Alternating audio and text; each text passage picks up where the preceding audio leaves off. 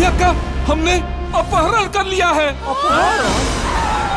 अपहरण कितना बजे भइल? अपहरण राती में भइल बा।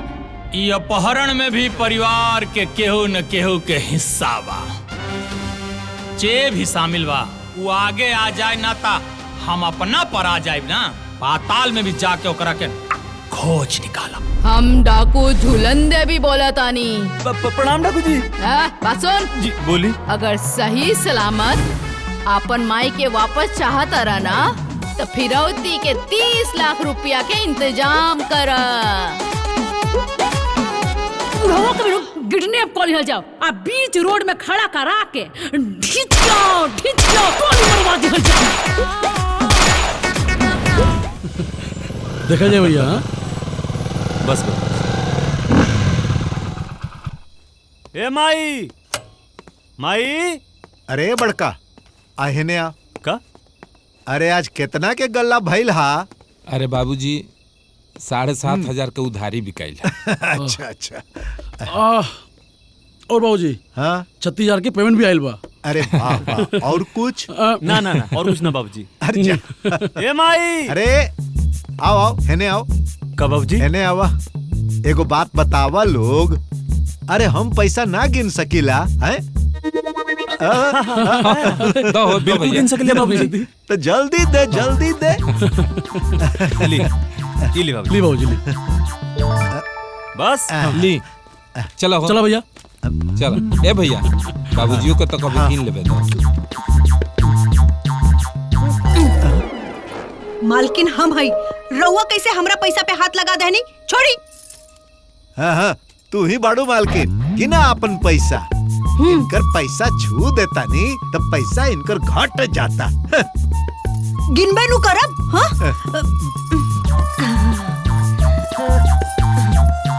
1 2 3 4 5 6 7। आई देखा तार चश्मा पे चूटी। कब चूटी? कब? जल्दी निकाली चूटी। जल्दी निकाली नहीं तो हमरा के काट ले। हल्की चूटी हाँ। जल्दी करी। हाँ निकल गई। हाय हाँ निकल गई। हाँ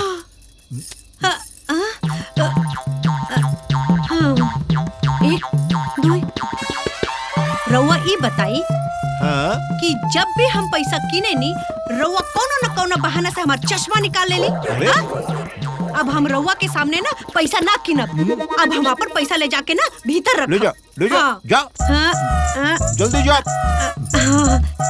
3 4 5 6 7 8 9 10 11 12 13 14 15 16। हाँ सब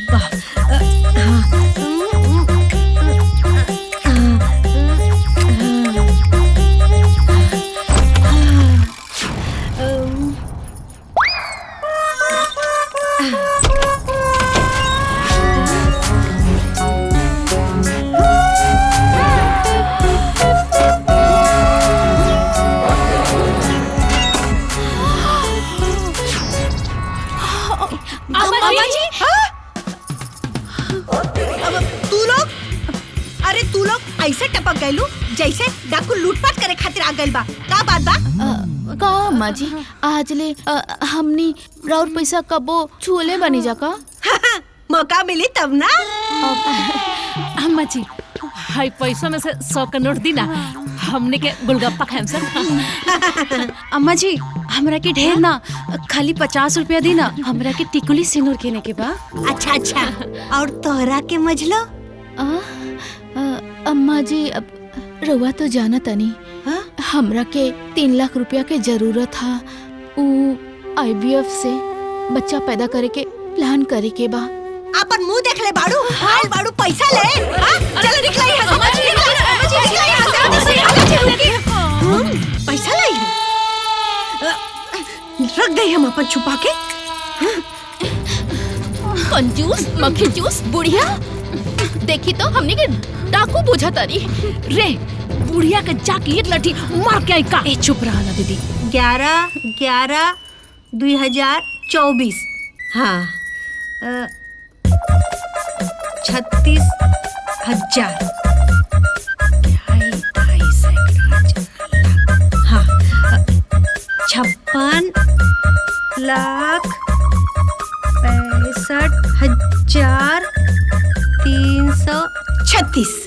हाँ, मुझे तो सब पैसा अपना साथे लाद के लेके जाइए। ए दीदी रउआ सुननी है कि ना कि का कहत रहनी है कि हमरा के घर में अपना अलावा क्यों पे भरोसा नहीं की। ई बुढ़िया हमने की एक एक रुपया खातिर कितना तरसावतिया हो हैं?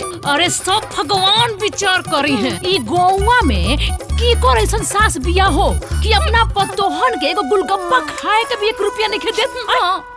ऐसा बुझा तो हमनी के काला पानी के सजा काटता नहीं सन। ए दीदी ये सब छोड़ी, हमने के मर्दों कौन लाइक बाड़न सना कबो ही ना कहलन सा कि अपन माई से दूर पे चुरा के हमने के हाथे पे रख दी।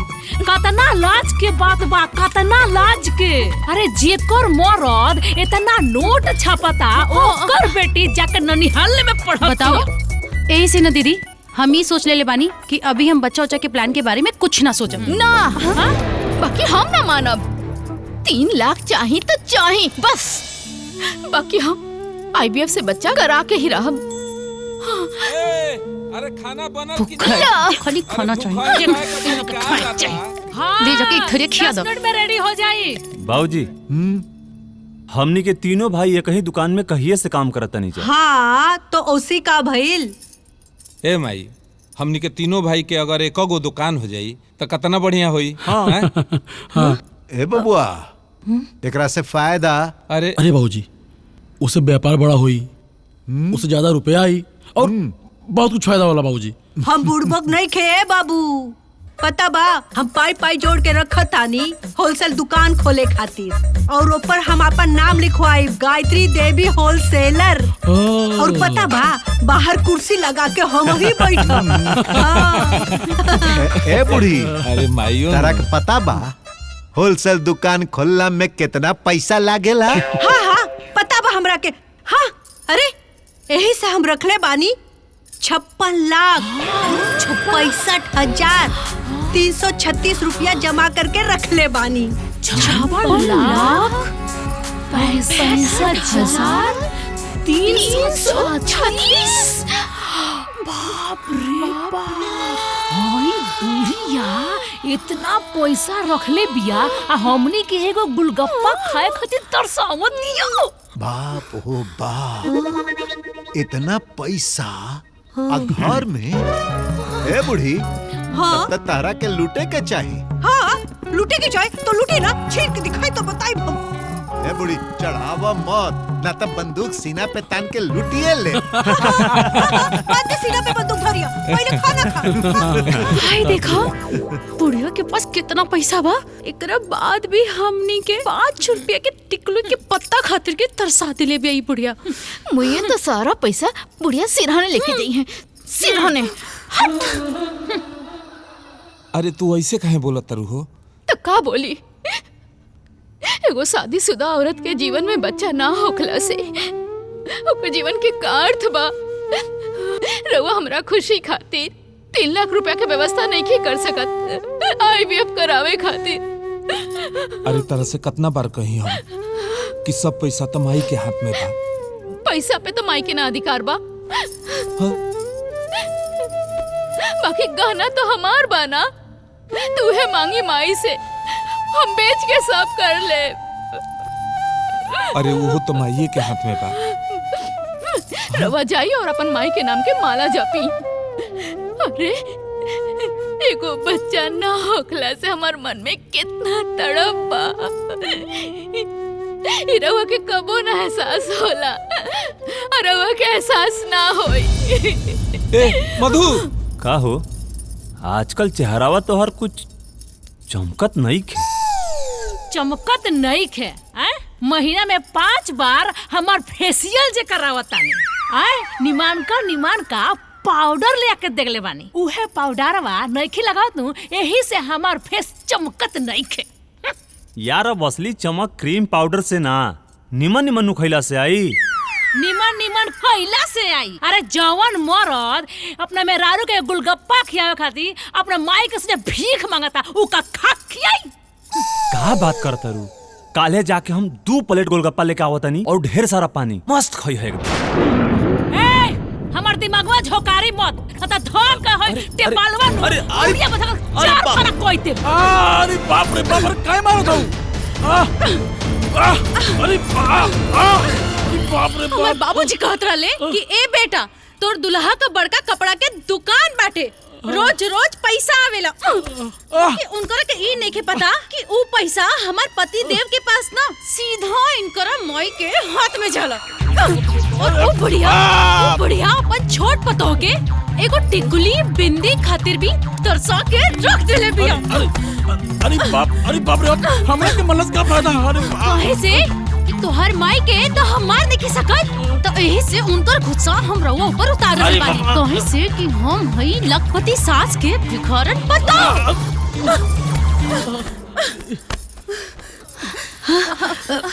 अम्मा जी रुकी ना। अम्मा जी रउआ इतना पैसा रखले बानी हमनी के तीनों दियादिन के एक एक रुपया खातिर तरसावत आनी आखिर पैसा का करे। बात तो सही कहा ताड़ू। अच्छा ही बतावा तोरा के कितना पैसा चाहिए? बस उहे 150-200 रुपया। अच्छा में हमार छोला भटूरा समोसा और गुलगप्पा हो जाए।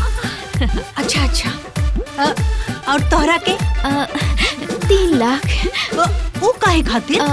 वो IVF से बच्चा के प्लान कैले बानी।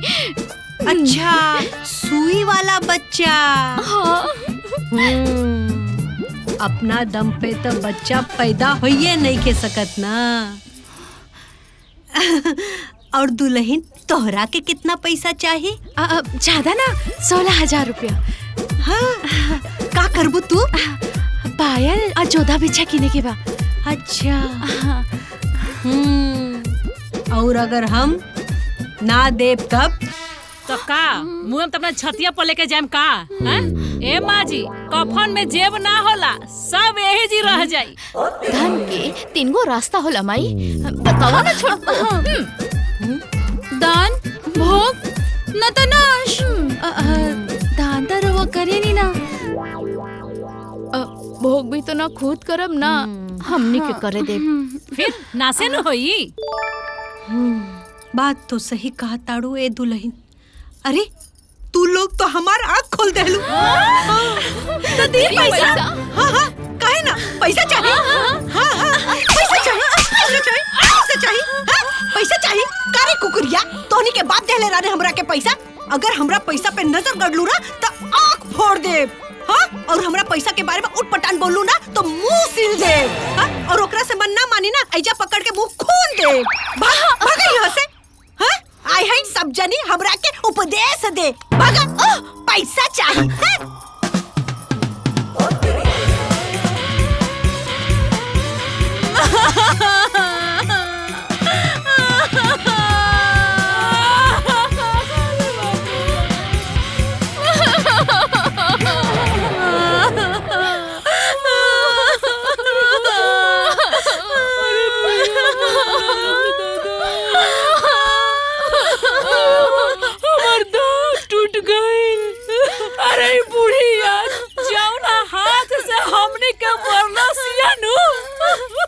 हाथ में लकवा मार जाई। अरे छिन्नी पड़ जा। ओकर कुल पैसा में आग लग जाओ। अरे आगन ना अरे डकैती पड़ जा। अरे डाकू और बुढ़िया के किडनैप करके लेके चल जा सन। अरे सारे जगह जमीन पुलिस लेके चले सन सब कुछ खत्म हो जा। दीदी कहा कहानी जरा फिर से कहीं। अरे है कि खाली आगे ना लागो डकैती हो जाओ। डाकू ओकरा के किडनैप कर लसन फिर औदी में सारा पैसा मांग लसन सब कुछ खत्म हो जाओ। ये छुटकी जरा है ने आवा आवा ये काम अगर हमने कर दी सन तब कौन काम हो?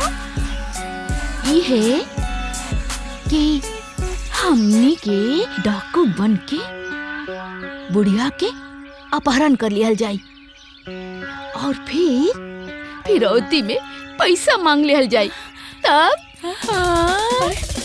वाह छोटको ई आइडिया तो एकदम मस्त बा। अरे बुढ़िया के किडनैप करके सारा पैसा मांग लिहल जाई, बाजार जाके गुलगप्पा खाइल जाई, सारा पैसा उड़ा दिहल जाई। अरे ई बुढ़िया अरे एक रुपया खातिर हमनी के कितना तो साले में हो दीदी ना दीदी लोग वो डाकू साकू होई, गोली वोली चली और जान चल जाई तो ऐसन पैसे का फायदा। मम्मी प्लान के हिस्सा नहीं की भाई। ए चुप बैठ। Plan final. डाकू बन के बुढ़िया के अपहरण होई तो होई। ठीक बा दीदी, आप कहानी मने भगवान कहानी।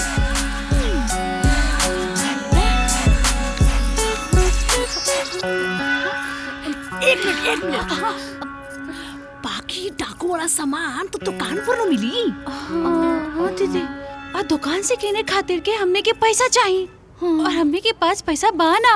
हमने के तो भिखारी बानी जा। गेहूं बाजार में बेच दिहल जाई। अरे लेकिन हई बुढ़िया दुआरे पर से हटी है तो हम लोग जाके बाजारी पर गेहूं बेचबू।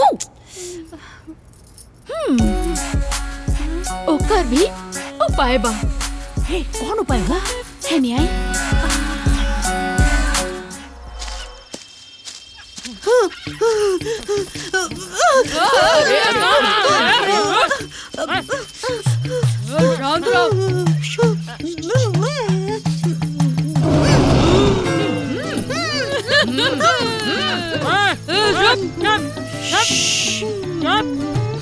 बुढ़िया अभी सिर्फ शेर की आवाज है, ओकरा बाद मगरमच्छ, अजगर, और ओकनी के बीच में हमनी के रहिले सा। ज्यादा चोचा कइलू त धोक ओइ में झोंक देम सा। सोच के खइया सा। ले जा बुढ़िया। चुप, ज्यादा नौटंकी ना। रुक। चल बुढ़िया आराम से।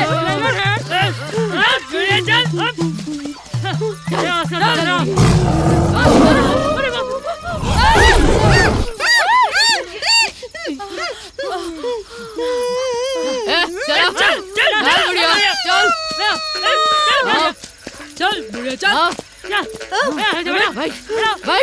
बैठ जा।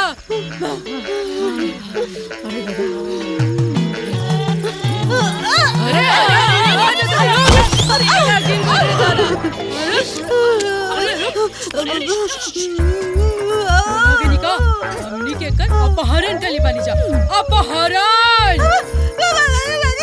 अपहरण कैला के बाद बुढ़िया से फिरौती के पैसा लेवे के बाद सही कहानी ना डाकू लो।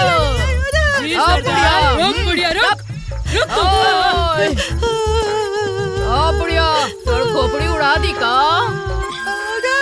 सबसे खतरनाक डाकू हमनी के बहुत बड़ा गैंग बा।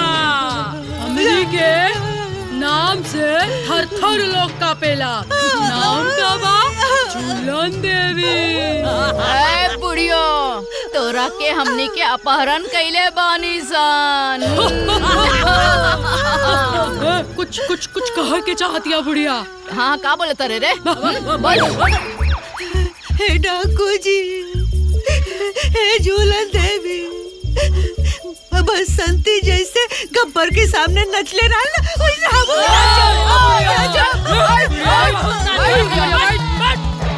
बसंती बनी हन, नची हन, छोड़ दी जा बुढ़िया के।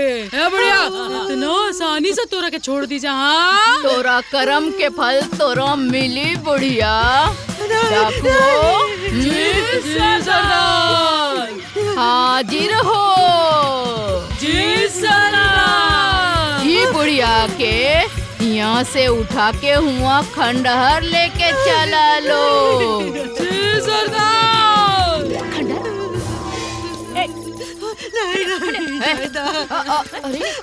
अरे खंडर कौन सा खंडर? वहाँ खंडर? सबसे अच्छी सरदार जी सरदार कह के बड़ा सुनने का तेरा शौक लगल बा। तेरे बाबूजी खंडर बाप के देखो। अरे हमनी के डाकू लोग के स्टाइल में बात करे के बना, हाँ ना तो अम्मा जी समझ जाइए। हमनी के अम्मा जी के जंगल में घुमा घुमा के घरे ले जाके लकड़ी के कोठरी में बंद करके रखे के। हाँ, समझ ली? अच्छा ये अब राउर दिमाग के ट्यूबलाइट जलल का? तहार ट्यूबलाइट जो तो पहले खाना बताओ। डाकुओ जी सरदार। नियावा जी सरदार। बैठ। डाकुओ जी सरदार। ई बुढ़िया के यहाँ से उठा के खंडहर लेके चलो। जी सरदार। Follow me.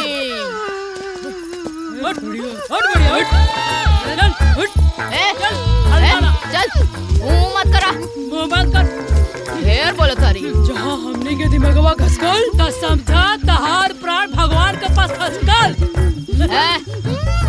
ई झुलन दबे के इलाका हा। दूर दूर तक कोनो बच्चा रोएला तो ओकर चाची कहेली माई। हाँ ओकर माई कहेली ए बच्चा सूझ जा, झुलन देवी आवतारी।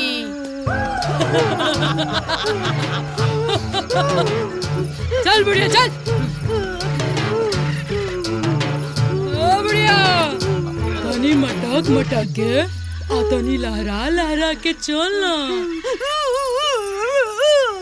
चल। नाटक।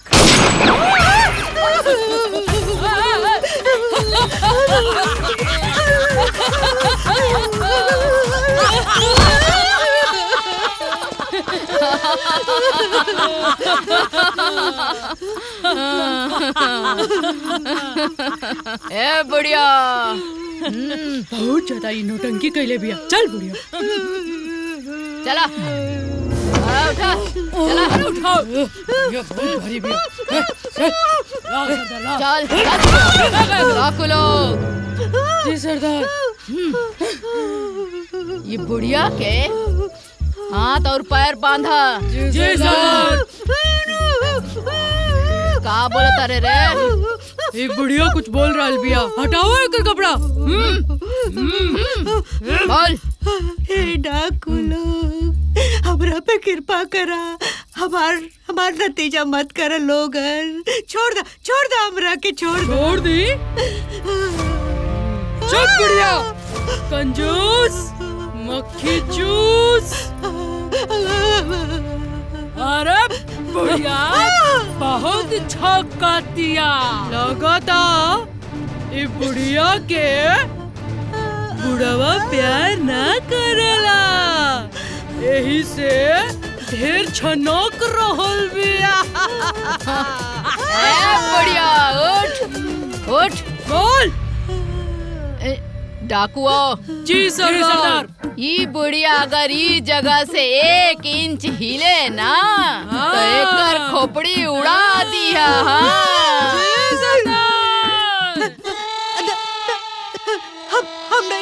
हम बिल्कुल ना हिलब।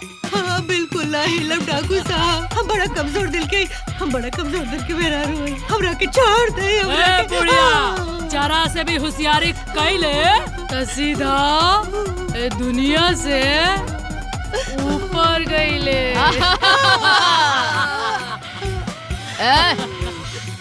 डाकू। जी सरदार। बुढ़िया का मुंह बांध जल्दी। चुप बुढ़िया।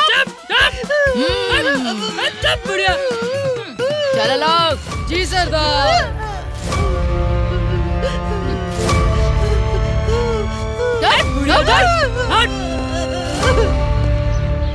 माई बाबूजी अभी तक सुतले बड़न लोग का? कैसन बात करत तार भैया? मैंने सबसे पहले जागे वाला आदमी और सबसे बाद में उठी। उहे तो। अरे लेकिन माँ कहाँ वो लोग? पता नहीं। चाय ली लोगी। हाँ भाभी देखा तनी जाके।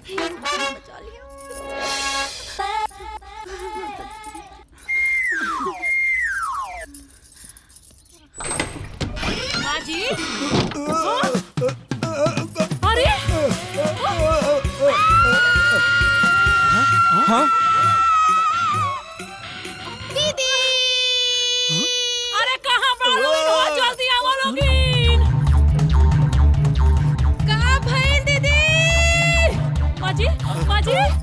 नीमा जी, अरे कहाँ गए नीमा जी? बाबूजी, अरे आओ, काहे न करोगे? हो जल्दी आओ।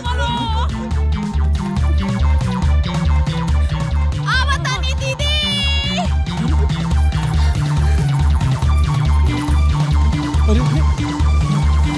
अरे जब अरे बाप रे, ई का भइल बाबूजी?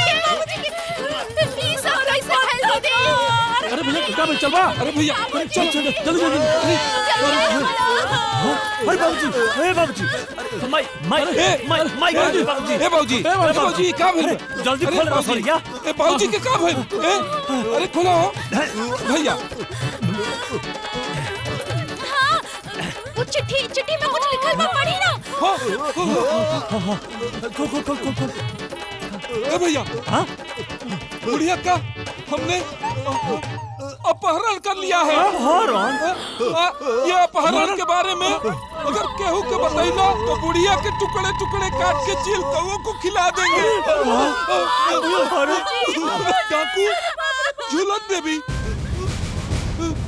ए भैया, अरे मर्द खोलवा की लपड़ पड़ है। बाबूजी मुंह खोला।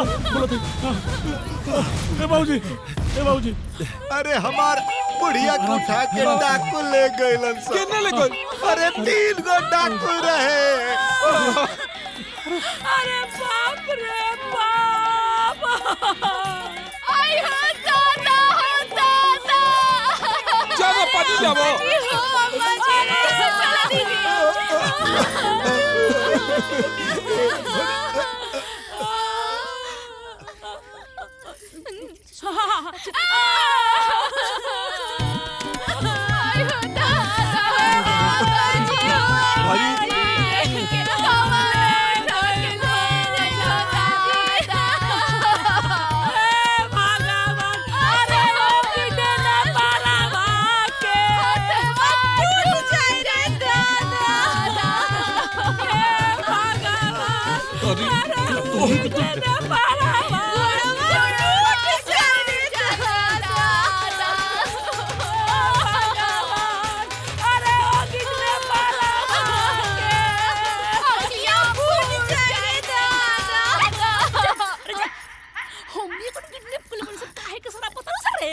दीदी ये तो हमने के नु पता बा। दीदी थम ना तक उन लोग के दिखावे खातिर हमने के नाटक करे के पड़ी ना कि उन लोग के लागे कि हमने के सास खातिर दिल में कितना दर्द बा। चुप रही।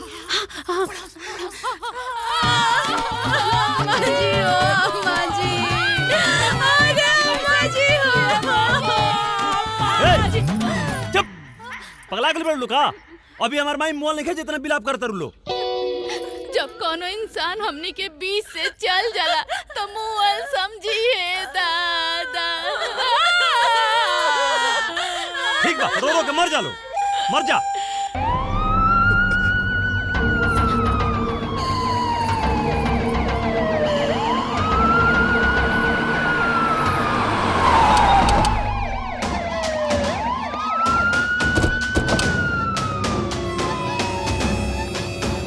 घरा हो जी साहेब।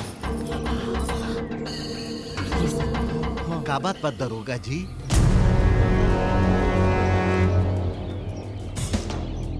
बात हमरा समझ में नहीं आवत। कहा नहीं समझ में आवत? जेकरे पत्नी के अपहरण हो गइल बा।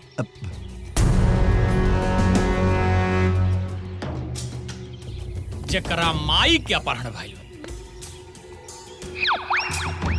आ जेकरे सास के अपहरण भइल बा। वो अभी ले थाना में आके रिपोर्ट नहीं खेली खाइस। कौनो न कौनो दांव पेश त जरूर बा।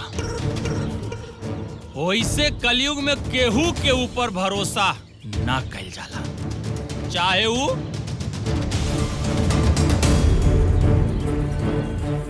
पति होके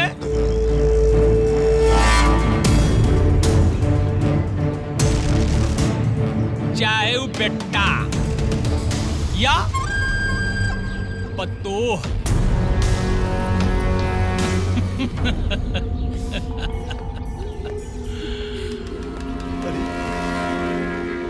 वैसे भी आजकल सास पतोह के बड़ा लफड़ा चल रहा बा। साहब बात तो सही बात। एक रुक, पीछे से काहे बोल रहा है बे? अब सामने से बोल। उस साहब कहा कि बात तो सही बाकी हमनी के अभी तक कोनो कंप्लेन ना लिखवानी जा।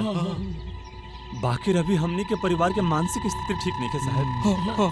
हाँ दरोगा जी, हमनी के माई के अपहरण भइला से भारी सदमा में बानी जा। ऐसे माइंडे फेल हो गई।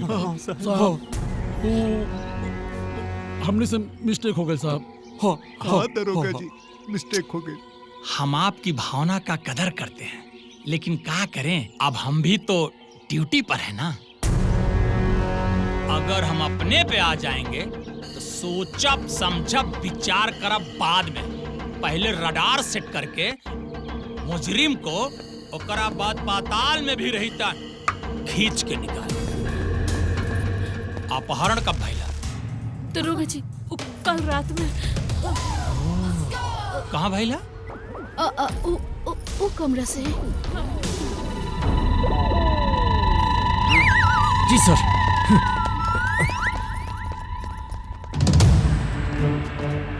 अपहरण कितना बजे भइल?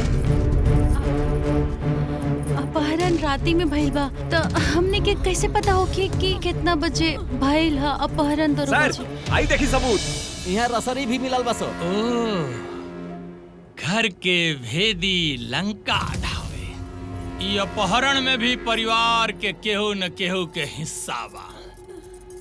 ई अपहरण में आपन केहू न केहू जरूर शामिल बा। जे भी शामिल बा वो आगे आ जाए ना ता हम अपना पर आ जाए ना, पाताल में भी जाके ओकरा के खोज निकालब।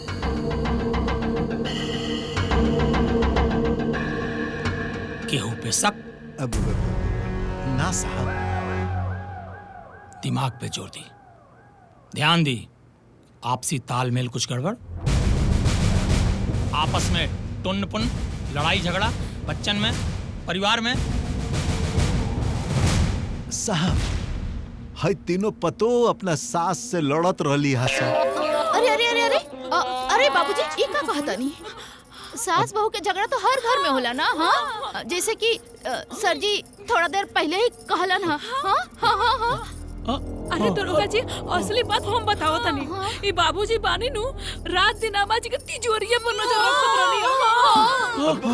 ए पतोहू, ई का बोलत आड़ू तू? औ ना तका रउआ बढ़ई तो अब हमनी के चुप रही का? हमनी के कुछ ना बोली। बताएं सर जी, बाबूजी ना कबो कबो अम्मा जी के चश्मा निकाल के पैसा चोरी करत रहलन। हाँ। और बाबूजी ई कहत रहलन माँ जी के कि कहियो तोहरा ऊपर बंदूक तान के तोहर कुल पैसा हट छीन ले, हड़प ले। बोली ना बाबूजी, बोली ना बाबूजी। ई तो हम मजाक में कहत रहनी है। अब आपे बताई, केहू अपन मेहरारू के अपहरण करी का? निर्दोष बानी जी, हम बेकसूर बानी। कल के पेपर में छपाई, एक मनसेदू अपना मेहरारू के पैसा खातिर अपहरण कैलस। कनी ना हम निर्दोष बानी। ऐसे आप हमारे बाबूजी को छोड़ देना साहब। एकरा कभी उठा। ए,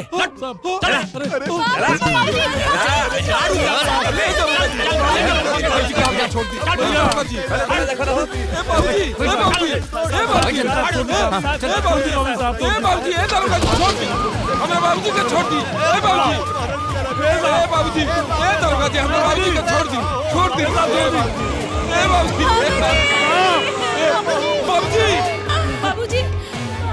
अरे दरोगा जी, अरे बाबूजी, बाबूजी।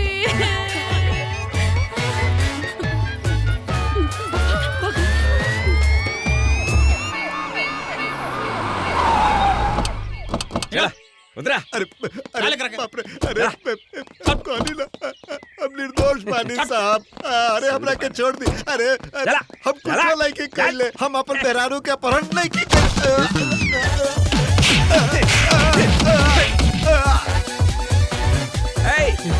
क्या देखा तड़ा?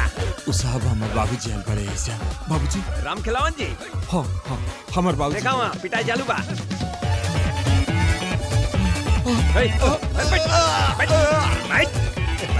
बेटा, अरे बाबूजी, बाबूजी हट, ए, दुरट, चल, चल, हट, दुरट।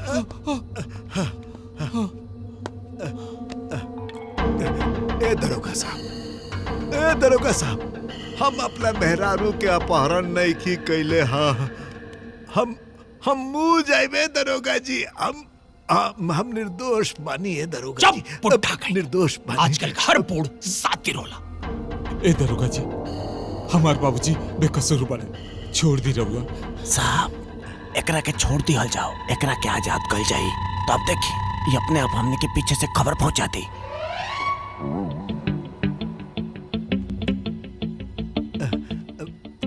ठीक बा, हम तोरा के छोड़ देता नहीं, लेकिन वो डाकू लोग के हर खबर तोरा के हमारा के इन्फॉर्मेशन देवे के पड़ी। बोल देवे कि ना? बोल देवे कि ना? सॉरी बाबूजी, सॉरी। दरोगा जी, सब इन्फॉर्मेशन दे जा, कहीं लोग से तबाहू देव जा, कुछ वो खबर मिली नु तो हमने के बता दे जरूर के। अब बाबूजी के जाए दी, हमने के छोड़ दी। ठीक बा, चल लेके। हाँ, चलिए, चलिए, संभाल के बच्चे। चलो ए बेटा, दुखाता। बाबूजी, भैया, आराम से छोटू, आराम से बाबूजी, बाबूजी आराम से। हाँ भैया, हाँ। अरे जा लोग अंदरवा जाके तुम तेल में जे हल्दी गरमा के लेके आओ। जा जी बाबूजी का आराम से बाबूजी। बहुत दर्द है बाबूजी ना। दर्द होता बहुत मजे बड़न सो।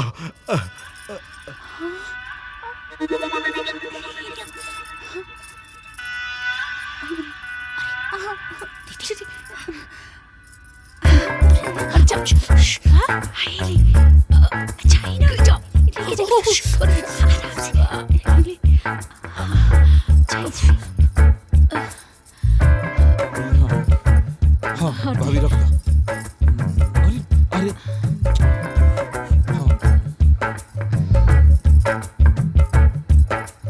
बाबूजी, हमने के माफ कर दी। अम्मा जी के अपहरण के बाद हमने के बहुत व्याकुल हो गइल बनी जा। हमने के वहाँ के जल्दी से जल्दी लियावे के चाहता नहीं जा, यही से जवन बुझाइला तवन कह देनी आजा, माफ कर देना। बाबूजी, रउआ अम्मा जी के अपहरण नहीं की कैले ना, लेकिन बंदूक दिखा के डरावत रहनी ना। अरे बेटा, का मालूम रे, पुलिस वाले लोग डाकुअन के पकड़े के बदला हमरे के ले जाके कूट देलन से रे। अरे कहीं जोर से घाव लागल बा का?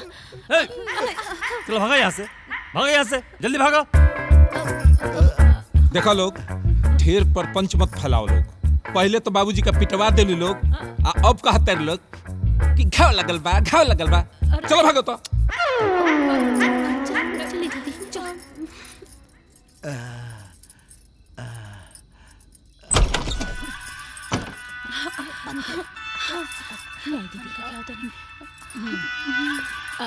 हो जा बढ़ जा। अरे दीदी, अरे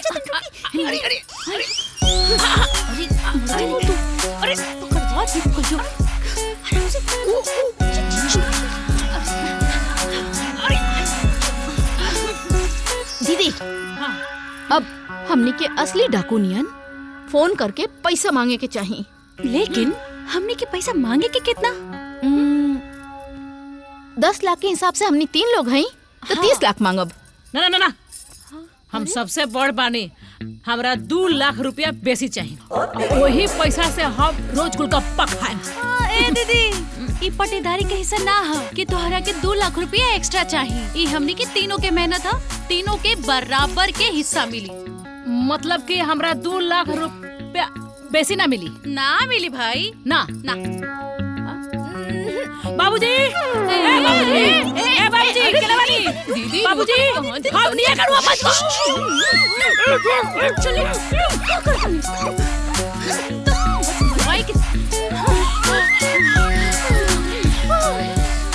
मरवा दिया अयो ए महारानी रउआ के हम 2 लाख ज्यादा दे लेकिन हमने के सारा प्लान पर पानी मत फेरी चुप रही जी सरदार, राव आज्ञा का पालन होई सरदार। जिंदाबाद जिंदाबाद, झूलन देवी जिंदाबाद। तब झूलन देवी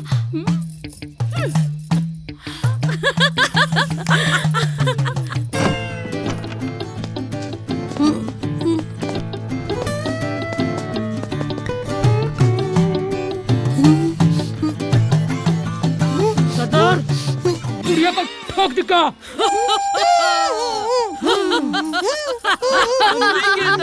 मजाक करता निसार। ए बुढ़िया उठ।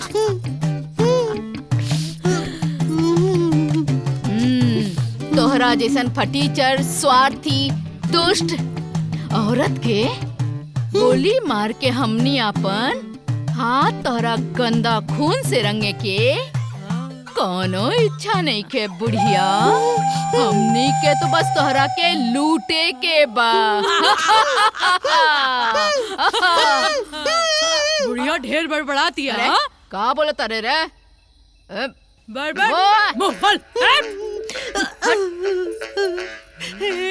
हे डाकू लोगन, हमरा लगे कुछ नहीं के बा, हमरा के छोड़ दे, हमरा के छोड़ दे। हमनी के पता बा तहरा पास बहुत पैसा बा। बुढ़िया बड़े डाकू जी सरदार, ई बुढ़िया के बुढ़वा के फोन लगावा जी। जल्दी लगावा। हाँ बुढ़िया ढेर फड़फड़ा दिया। देखा तक एकर फोन है? हाँ लाओ देना, लाओ हमके दो। हेलो अब बुढ़िया ढेर गोली ठोक दे, अबे मार दे। अब हम डाकू झूलन देवी बोला तानी।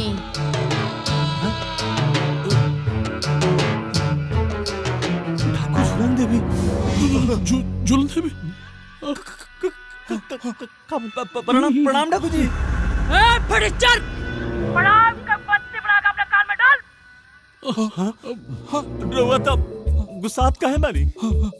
बड़ा के आदर सत्कार करी तो हमनी के संस्कार नु। बात सुन जी बोली। अगर सही सलामत आपन माई के वापस चाहता रहना तो फिरौती के 30 लाख रुपया के इंतजाम कर। अरे बाप रे, 30 लाख।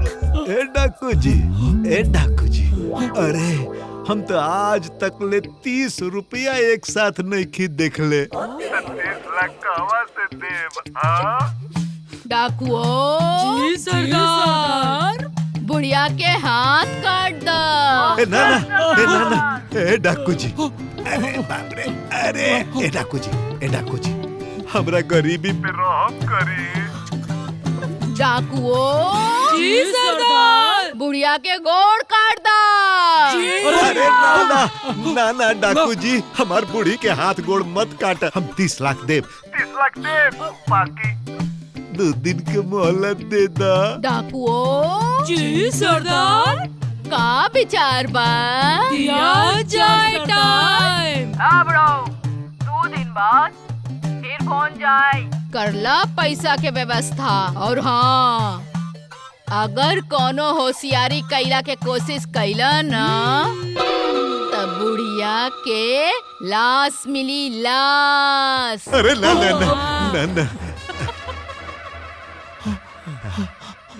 अब का हुई? स्विच ऑफ करो।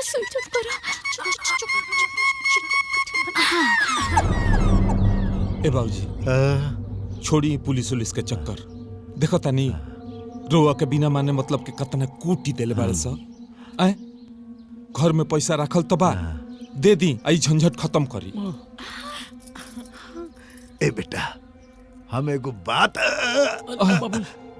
बात सोचत रहनी। का बाबूजी? मान लो वो बुढ़िया खींच तान के 4-5 साल और जी अब तू ही लोग बतावा बुढ़िया के रहला से अरे बाप रे, हमनी के का फायदा बा? उल्टा ओकरा रहला से हमनी के टेंशने रहेला।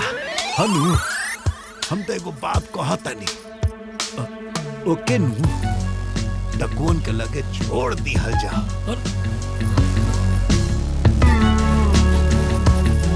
हे भगवान, ए बेटा, ओकरा से ई फायदा होई कि हमनी के 30 लाख बाँच जाई और ऊपर से वो बुढ़िया के खाना पीना रहना सोना, अरे बाप रे, और तो और ओकर श्राद्ध के पैसों बच जाए। बुझला लोग?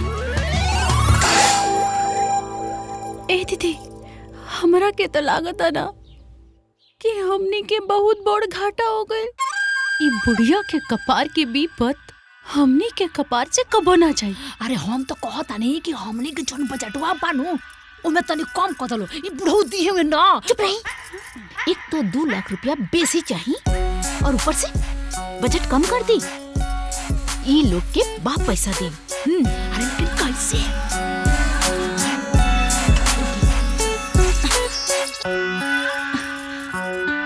बाबूजी,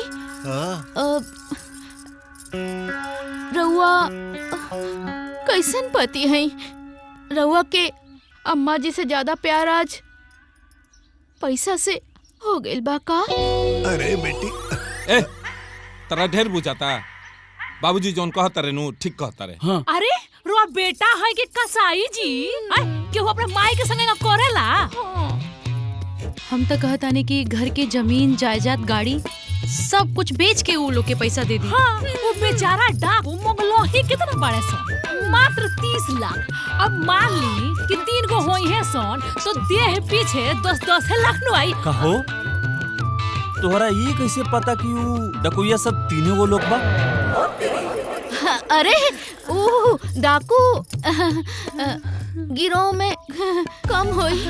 हाँ बाबूजी, हम आपके आगे हाथ जोड़ रहल बानी, गोड़ पर गिर रहल बानी, कुछ भी करके डाकू लोग के पैसा दे दी।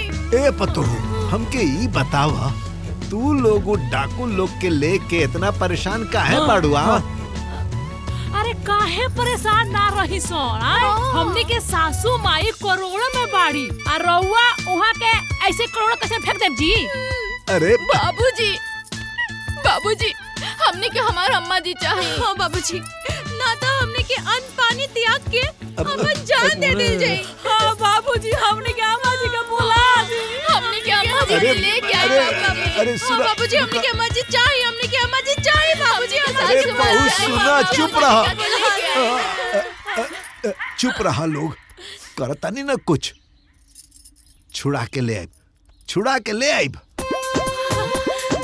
तू लोग जा, जा तू लोग अपन काम कर, जा लोग। ठीक बा बाबूजी। ए बाबूजी, तार तीनों पतो ही ठीक है कहता रे सह। पैसा के लालच छोड़ो आ पैसा दे के माई के ले आवो। हाँ हाँ बाबूजी, भैया ठीक कहता मैं।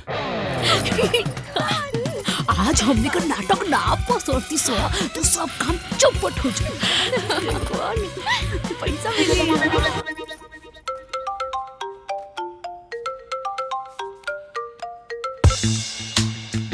हेलो। हाँ हेलो सर, हम राम खिलावन बोला तानी। हौ जेकर मेहरुआ के अपहरण भइल बा। हाँ बोली। अरे सर, काल न उ डकुअन के फोन आयल रहे। अरे फिरौती मांगत रहलन सर, 30 लाख रुपया। अब बताई, हमरा लगे 30 रुपया नहीं के। राम खिलावन जी, उन जो नंबर से फोन आयल रहे उन नंबर हमारा के बता दी था। हाँ ठीक बात, देता नहीं नंबर। अरे की होल्ड पर रही। हाँ सर, लिखी सर। 805-1-8-9-8-8। ठीक बा, देखी परेशान मत होई, ई नंबर हम सर्विलांस पे लगा देता नहीं। जैसे कुछ खबर आई फोन करब, ठीक बा? ठीक बा। हाँ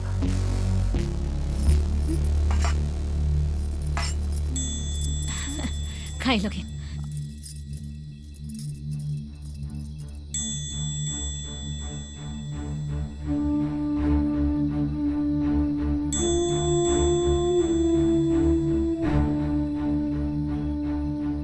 हम बुड़बक नहीं खे बाबू। पता बा हम पाई पाई जोड़ के रखत तानी होलसेल दुकान खोले खातिर और ऊपर हम अपन नाम लिखवाई गायत्री देवी होलसेलर। और पता बा बाहर कुर्सी लगा के हम ही बैठब। हाँ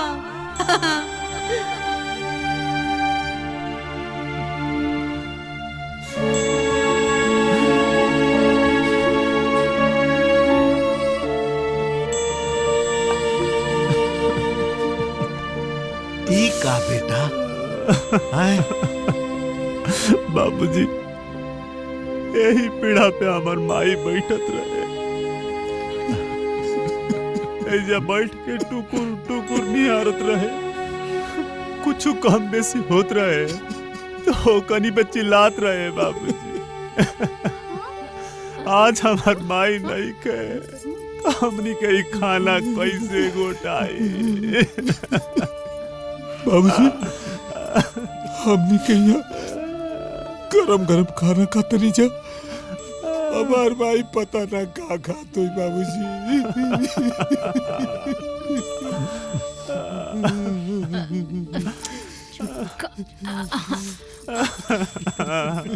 उठी उठी उठी, रोई मत, उठी उठी उठी उठी।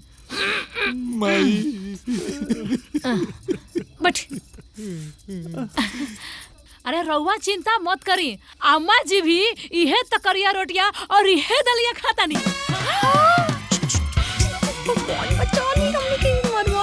तोहरा कैसे पता बा? हमरा अब ई भी कोनो बात भइल का भैया जी? डाकू भी तो इहे खाना खात होई ना, डाकू के भी तो परिवार होई।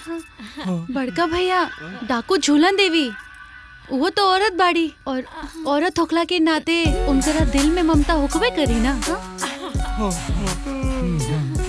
दीदी बहुत कम बाकी बा, चली चली।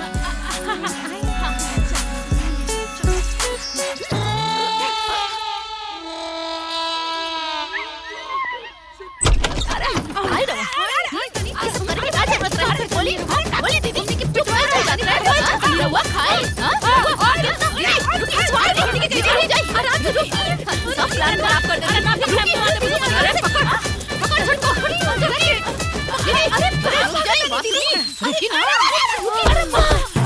अरे बाप रे बाप चली सरे।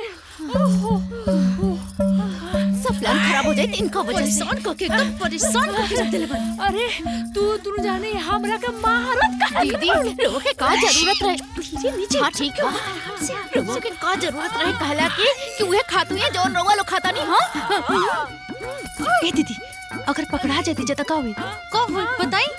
हाथ में हथकड़ी, जेल में चक्की और न्यूज़पेपर के हेडलाइन में छपाई कि 3 बहुओं ने मिलकर किया अपनी सास का अपहरण। तनिको बुद्धि तो बना और बनेली डाकू। हाँ अगर काल से तनिको मुंह खोलब ना तो असली में डाकू बन जाई। कद तनी हाँ रउआ अपन मुंह खोल के दिखाई, बस खोल के दिखाई अपन मुंह। खोली खोली। गलती हो गई सरदार, माफ कर दे। आज के बाद कुछ ना, 1 2 3 4। पुलिस! अरे बाप रे! फिर क्या कर?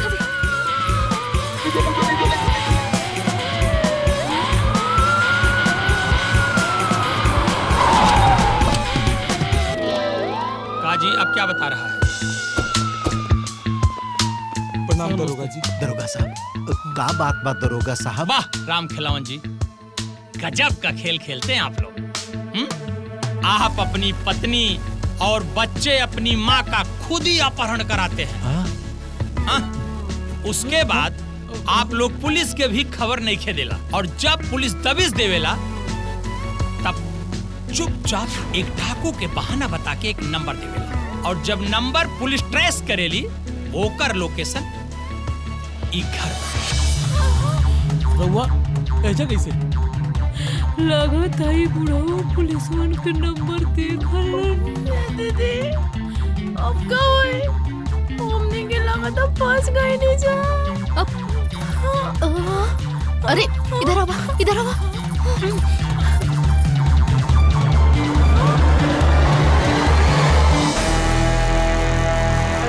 समझ में आई? अरे दीदी हो जाता है फोन छुपावे के बाद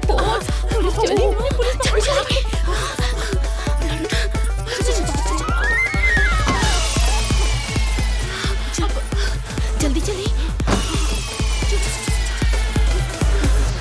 सरभरोसी की तमन्ना अब हमारे दिल में है, देखना है जोर कितना बाजुए कातिल में है। वैसे भी हमने के नाम डाकोन में लिखा गइल बा, अब कुछ नहीं के हो सकत। बाकी रहल ई फोन उन लोग के हाथ ना लगे के चाहिए। हाँ, एकरा के अंदर अरे छोटको पन्नी ले आवा, पन्नी जल्दी करा। अरे ले आवा। अरे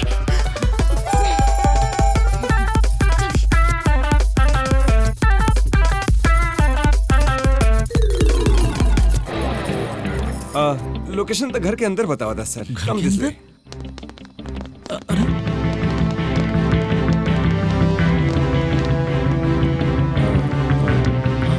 दिस साइड।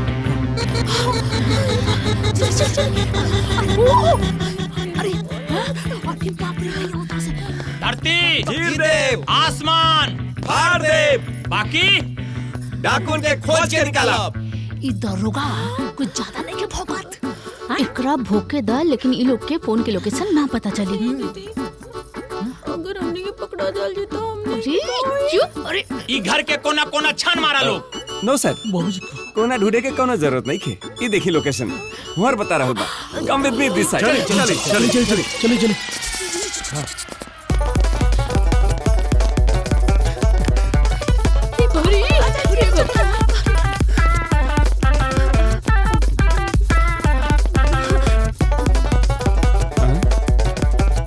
दिस साइड। यस, हाँ इधर।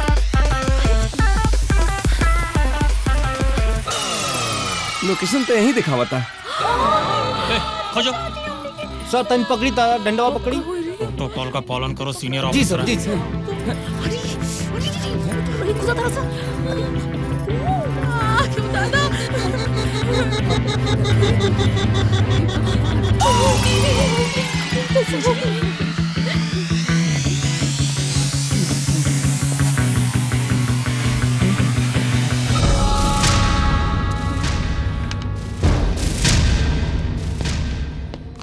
कुछ मिला?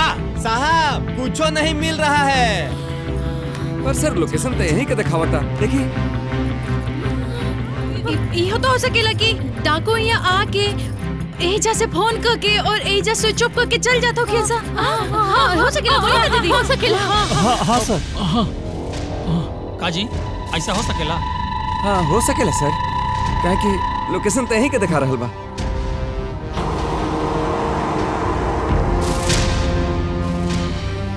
पता कराई नंबर के करे नाम के बाद। ओके सर।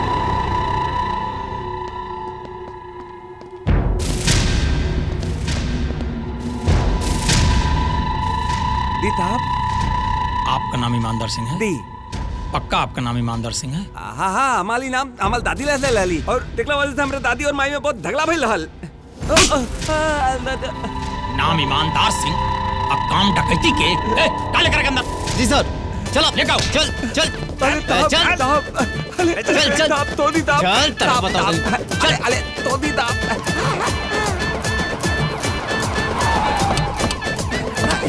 निकल।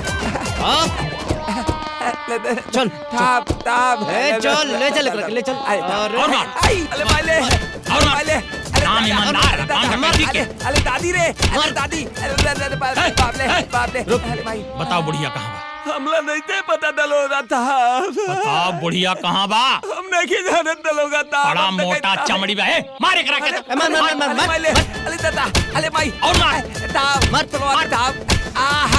अरे पिछू वाला टूट गया माल। अरे बाप रे बाप, अरे माई, अरे माई। ताप बोल बोल चुप बोल, कहाँ रख ले बड़े? हम क्या नहीं थे बताता। बुढ़िया के अब तो तू नहीं क्या पता है। अरे तेरी तो फोन करके फिरौती मांगा था रे। कहाँ छुपा के रखे बड़े? बोल। अरे हमला ते थोड़ दी था। अरे हमारे को तीन हिला गए बात है। गड़बड़ा गइल बा। ओकर रिपोर्ट थाना में लिखौले बानी। पहले काहे ना बताउले? सब बोले कि कहूँ मौका ता देलो, सब कहा माला पीता माला।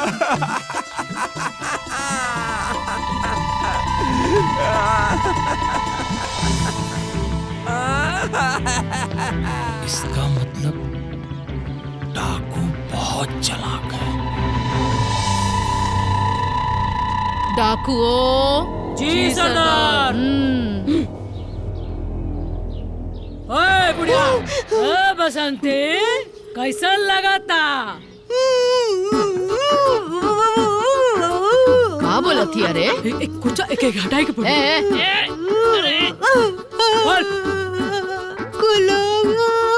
के छोड़ दो। एक बात बोली बोल। हमार तीनों पतोहिया के अपहरण कैला, बड़ा परेशान करेली। चुप नौटंकी, चुप। हमहू अपन सास के गोली मार के डाकू बनल बानी।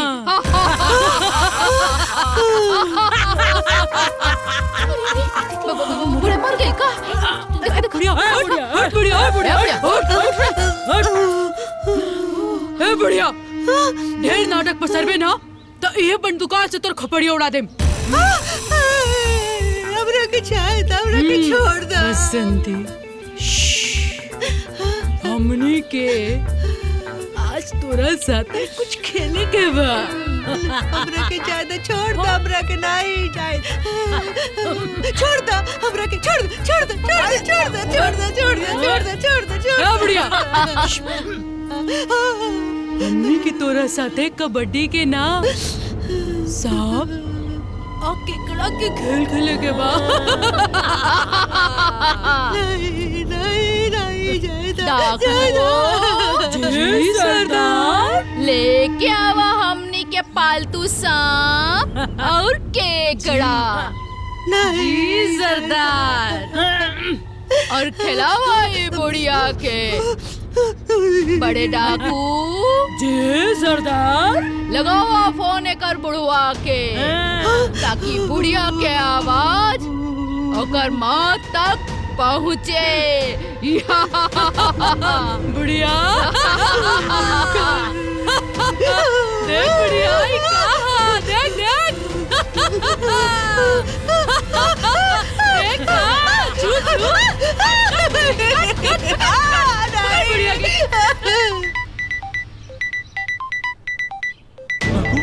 भैया, बाबूजी, डाकू, बाबूजी, बाबूजी, डाकू फोन। अरे उठाओ रे।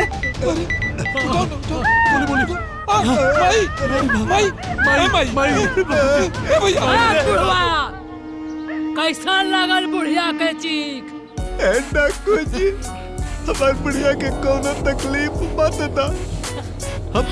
हम जौन रुपया कहले बानी नु सब पैसा दे दे। का बेटा दे देव जी।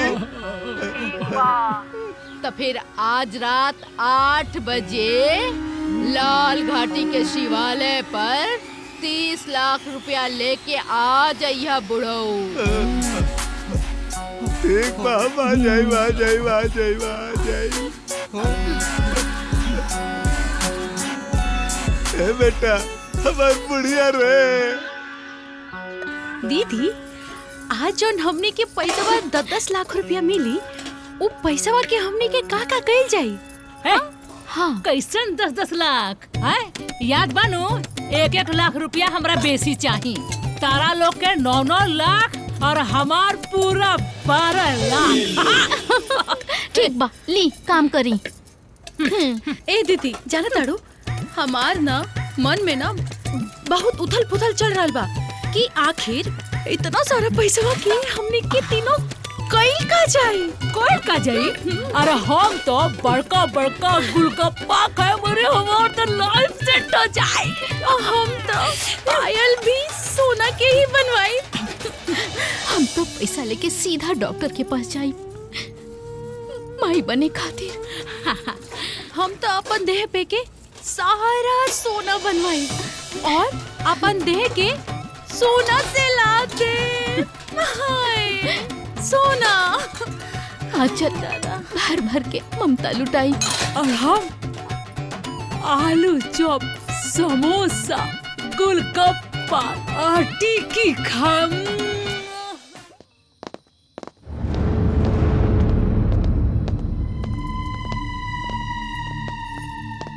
ए पतहू लोग, तू लोग खिड़की दरवाजा बंद क के घरे में रही है लोग। जी बाबूजी। हमनी के तारा अम्मा जी के लेके आवता नहीं जा।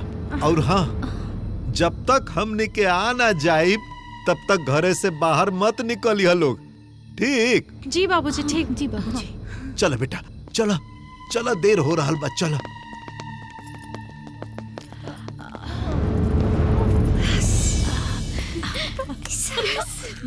पैसा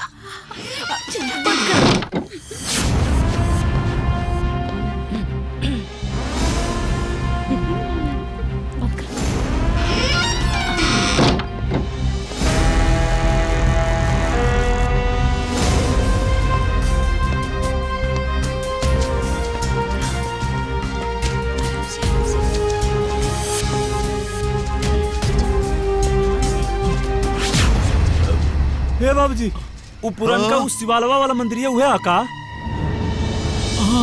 हाँ ये है बेटा।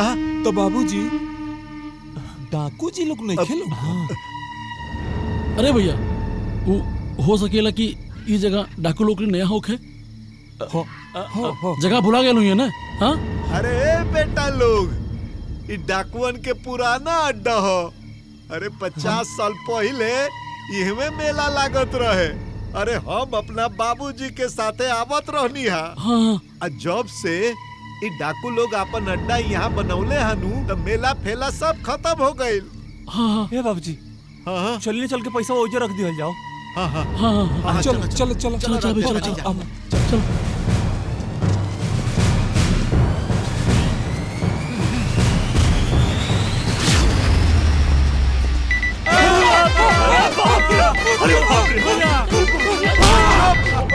अरे गोली लेके चलन, हमार मोबाइल बाजता।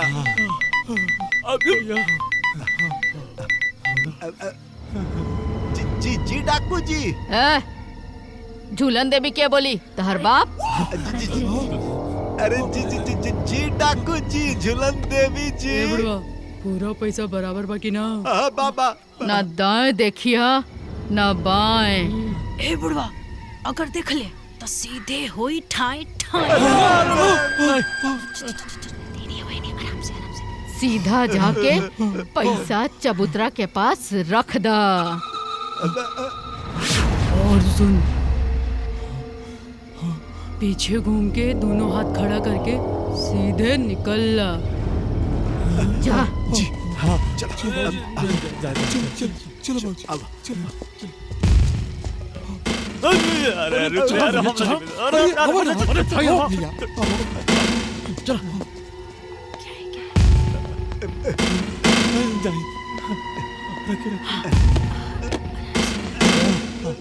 जी झूलन देवी जी, अब का कहीं जाओ? अब घूम जा, हाथ ऊपर।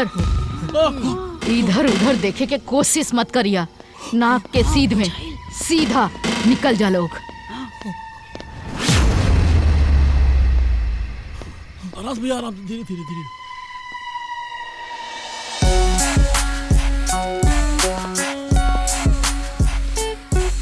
आजा बेटा, और करीबा। रेडी? यस सर। फायर!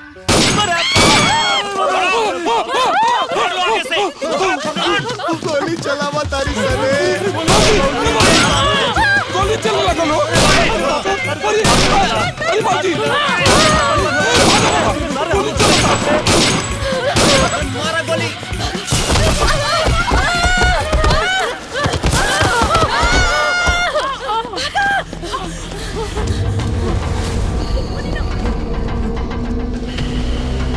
किन गली?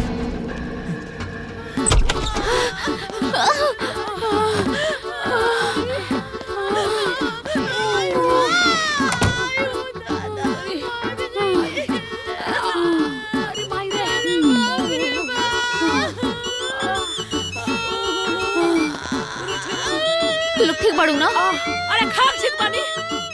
पैसा के शकल देखे के मिला ना और ऊपर से जान जाती आते बचल होता था। हाय देखो जौना फुट गई। मैंने बोला छटक गई। अरे तोरा का भेल छुटको? गात्रा नहीं आना कि टाकू पल्ले से गोली वाली चल करना गोली। गोली? गोली? कहाँ? पीछे।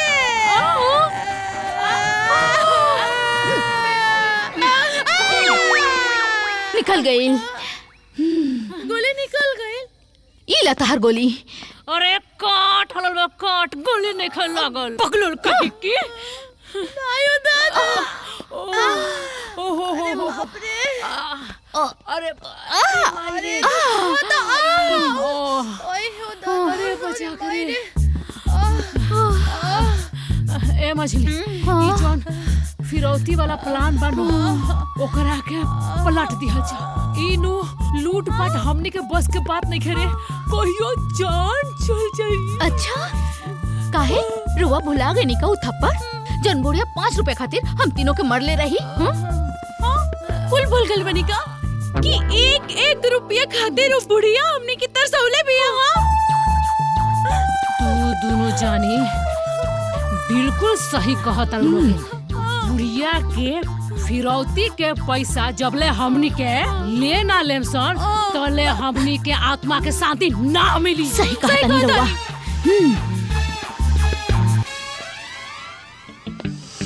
अब परेशान मत होई, चिंता मत करी।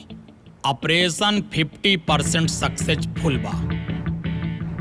उ डाकुअन के करेजा में दरोगा दुबे जी के नाम का तासत फैल गई बा।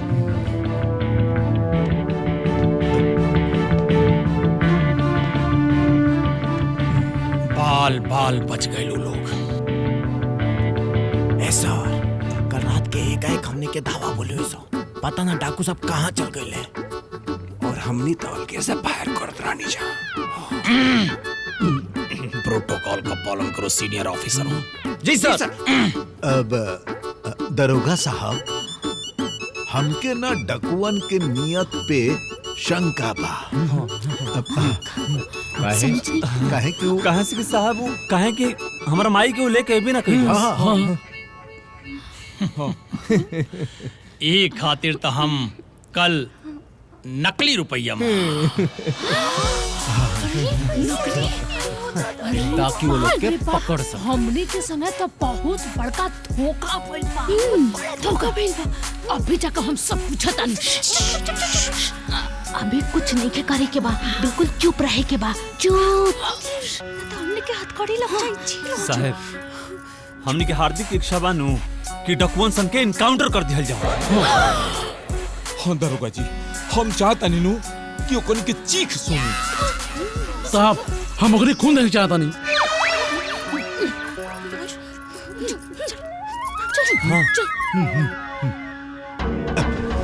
तोहार लोगन की इच्छा जरूर पूरा हुई।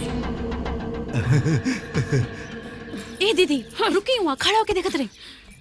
बताई कैसन मरद बा लोग? हमने की मौत देखे के चाहत बाड़न, हमने की खून देखे के चाहत बाड़न। हाँ ए गेट पे जा। छट के जाई हम सरदार हैं। जा जा जा। बतावा वो बूढ़ावा कहता कि हमने के एनकाउंटर कर दलो गोली मार दलो। अरे हम तो कहता नहीं कि ये बुढ़िया का संग संग ये बूढ़ावा के भी किडनैप कर लिया जाओ। अब बीच रोड में खड़ा करा के ढिंच क्यों गोली मरवा दिया जाओ। दिमाग खराब हो गइल बा का राउर? हाँ उ लोग के कहाँ पता बा कि हमनी के डाकू हैं? अरे छुटकी ये बूढ़ावा तो हमने के बहुत हल्का फुल्का डाकू समझता रही है। दीदी खाली बुढ़वे न जवान को भी।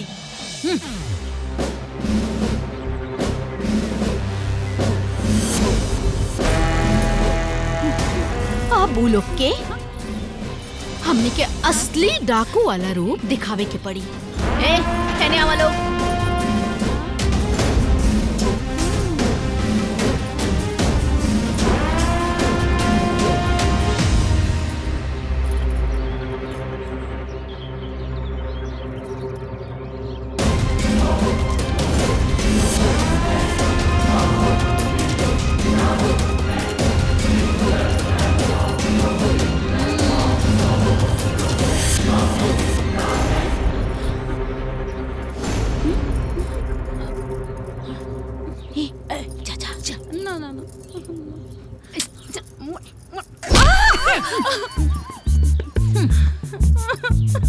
ए का भइल हा?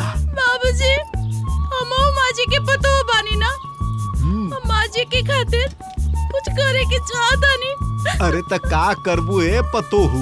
बाबूजी हम माँ जी के सकुशल वापसी खातिर जंगल में जाके जंगली देवी के तपस्या करे के चाहता नहीं। अरे लेकिन तू लोग जंगल में अकेले जेबू कैसे? अब हमू चलब। ना ओजी मर्दाना लोग ना जाई, हम जाए। हम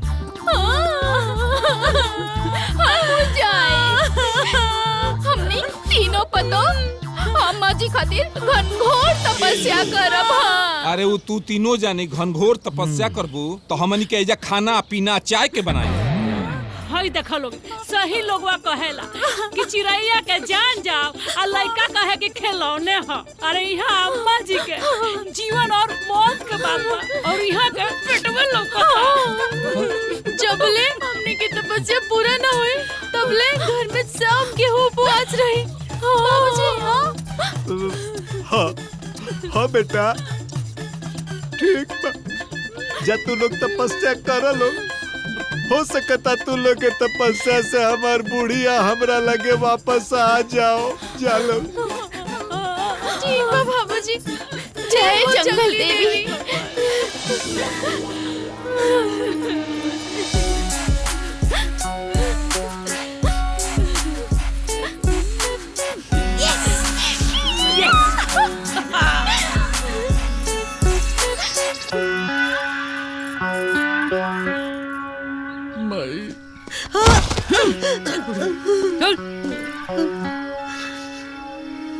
ए बुढ़िया, हाँ? लगावा फोन बुढ़वा के। जे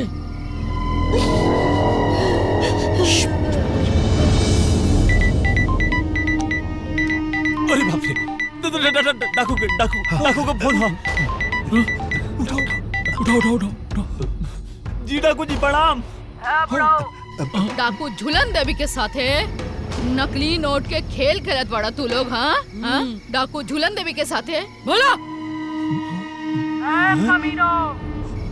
जब 5-5 कोस के दूरी पर कोनो सास अपना पतोह के प्रताड़ित करेले तब पतोह कहेले ए बुढ़िया हमरा के छोड़ दे ना तो झूलन देवी आ जाई है और तोनी के हमनिए के साथ मजाक एक करताल सजा मिली। जरूर मिली। ए डाकू जी बताई तो औरत होके औरत के साथ ऐसा व्यवहार शोभा देता है? बुढ़िया के छोटका चुच्चा सन। डाकू जी बाबूजी ऐसे बाढ़ बाप होके चाहे भाई बाकी अब नाची तोर माई। और हाँ जबले नाची तबले कर साथ नाची। ए डाकू जी कहीं हमार बुढ़िया के गोड़ रुक जाई तो? जैसे एकर पाँव रुकी वैसे ही एकर सांस टूटी।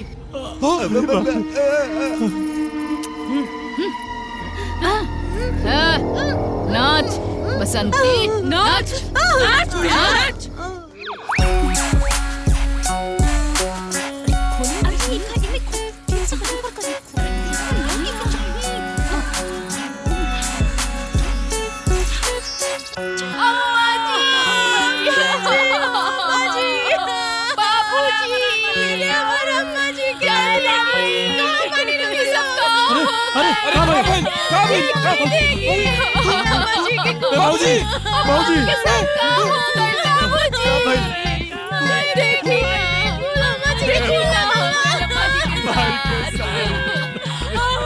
बाबूजी तो माई के ब्लाउज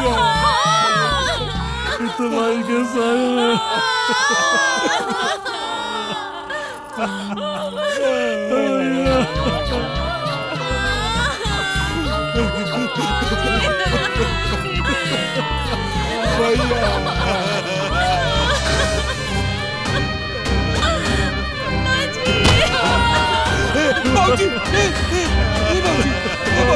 बाबूजी बढ़िया रे बढ़िया।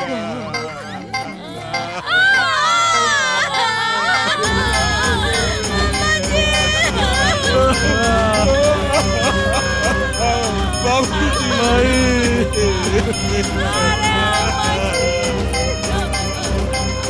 अरे भगवान रउआ लोगे कबो माफ ना करी हो दादा।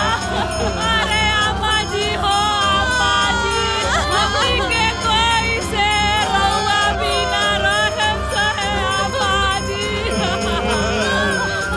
30 लाख रुपया खातिर रउआ लोग हमनी के अम्मा जी के बलि चढ़ा देती हो दादा। अब हमनी के केकरा से पैसा मांगब हो दादा। बताई लोग, बेचारे डाकू लोग भी तो इंसान है ना हुवन। पैसे की जरूरत हुई तबे ना वो लोग बंगला हंजा।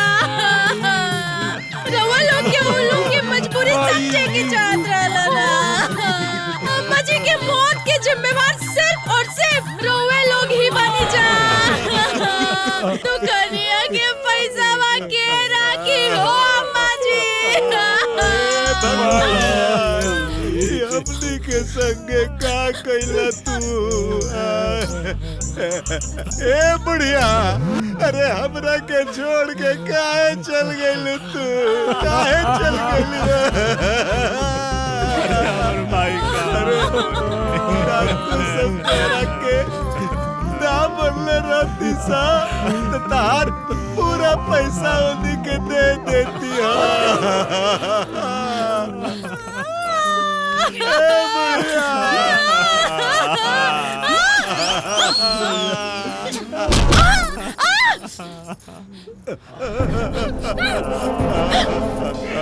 अरे हमार बुढ़िया।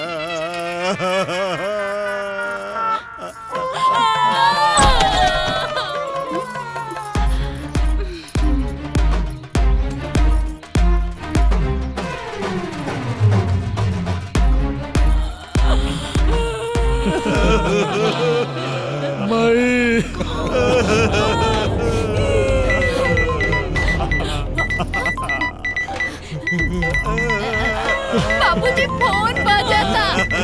बाबूजी फोन बजाता। अरे बाबूजी फोन आता।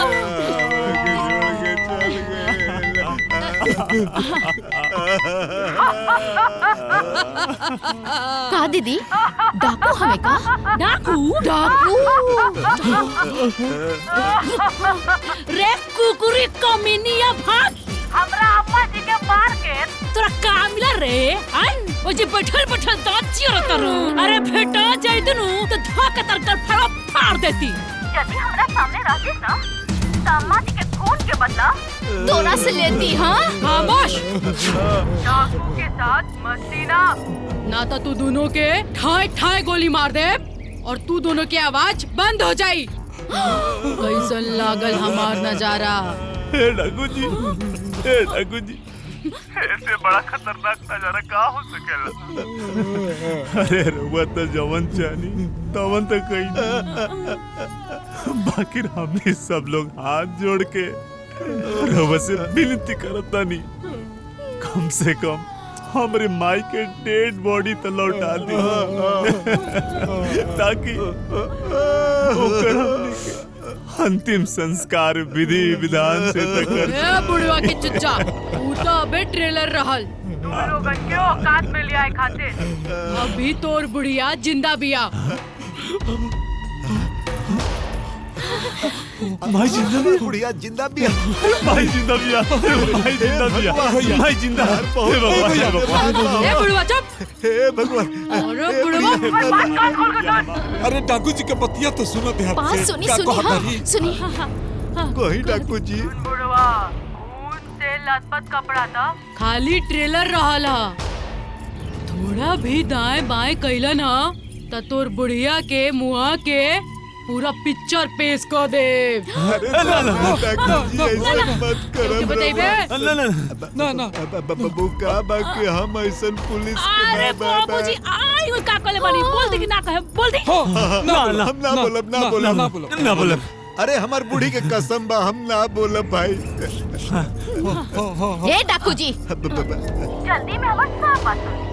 अब ना पुलिस होई ना वकील होई, परिवार के सब लोग वादा करता हाँ अब आगे कहा बोली 25 लाख रुपया लेके आज रात जंगल में पहुंच जाइए। ठीक बा। रउआ क्या अगर 40 लाख लगी तो वो भी बोली लेकिन अम्मा जी के कुछ मत करी। देवी संकोच मत करी, जितना पढ़ा उतना पढ़ा मांगी छोड़े देवी जी मांगी। हाँ तो 40 लाख रुपया में डील फाइनल।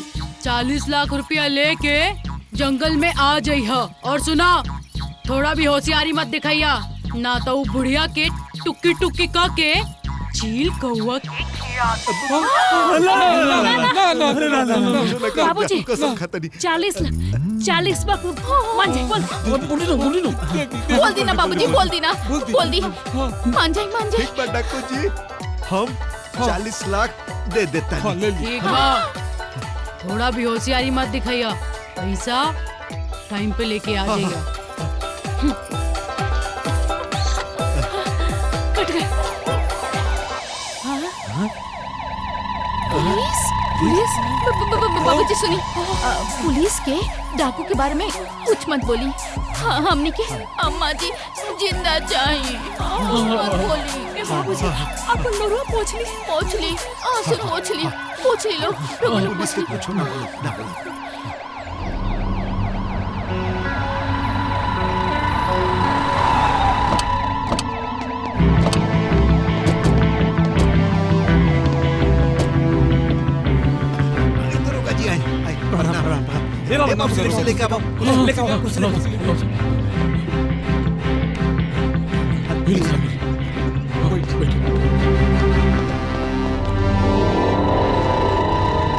राम खिलावन जी ये केस के लेके हम बहुत चिंतित बानी, बहुत बेचैन बानी।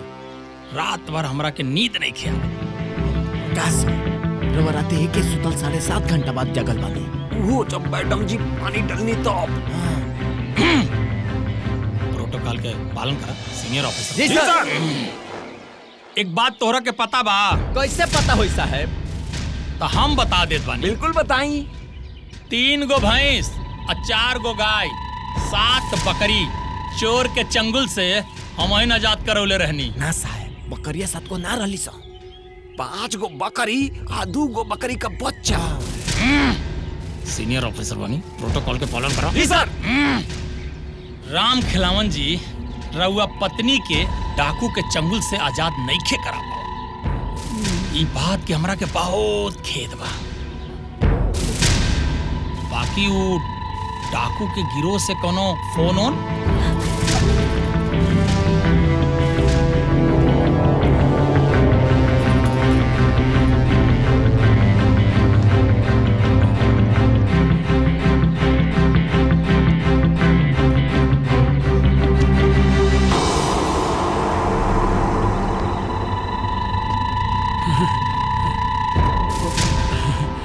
कोनो सूचना उचना?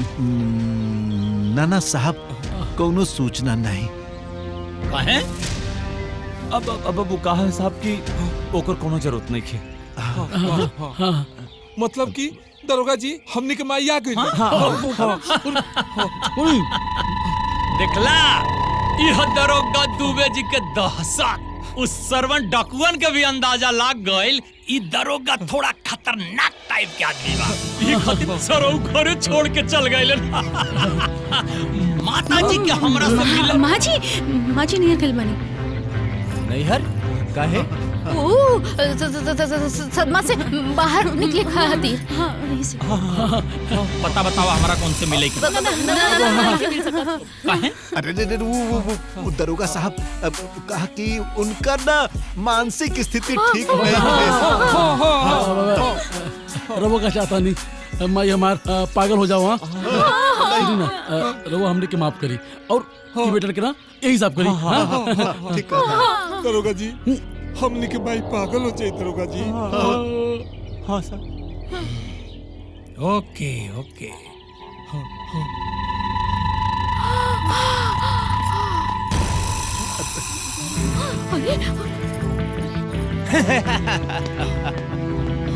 चल रहे साहब हमरा दाल में कुछ काला लागता। सर हमरा तो पूरा दलिए काला लगतिया। ई दाल में तड़का 2 बेजी लगाई है।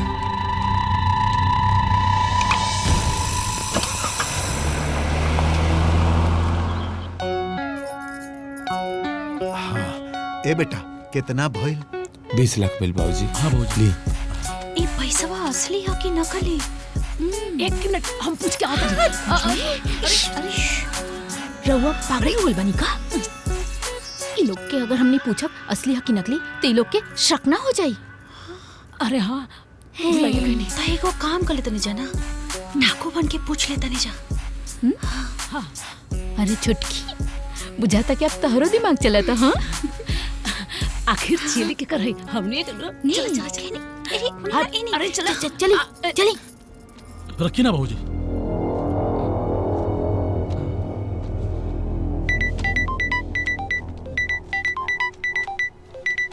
अरे तो डाकू जी का फोन है। हाँ हाँ हाँ उठाओ उठाओ उठाओ। डाकू जी प्रणाम। ए बुढ़िया का बड़का चुच्चा माल तैयार बानो। हाँ झूलन देवी जी तैयारी चल रहा बा। डाकू झूलन जी अरे वो बेरिया तो हमार मेहरारू ना आइल रहे। उ दिन तक तू असली पैसा ना लेके आइल रहला। हाँ डाकू जी रहुआ कैसे पता? हे बुढ़िया के छोटका चुज्जा, हमरा के तो इहो पता बा कि तोर अंडरवियर के कौन कलर बा। तू आज कौन कलर का अंडरवियर पहनले बाड़े तभी पैसा कौन बात था। माँ कसम ई बेरी ना एकदम असली पैसा जाता। माँ भवानी के कसम अब की बेर ना बुढ़िया भी जरूर आई। समय और जगह हम बता दे।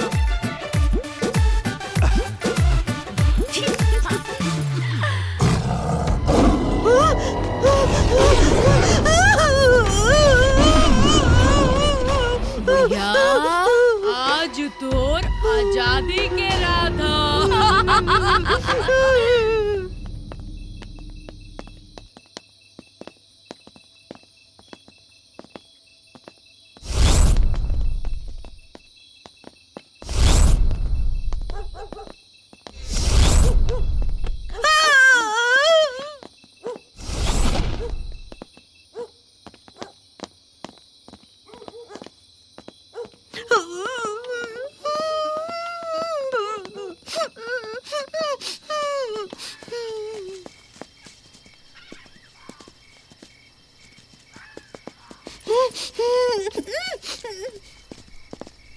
चल बुढ़िया चल।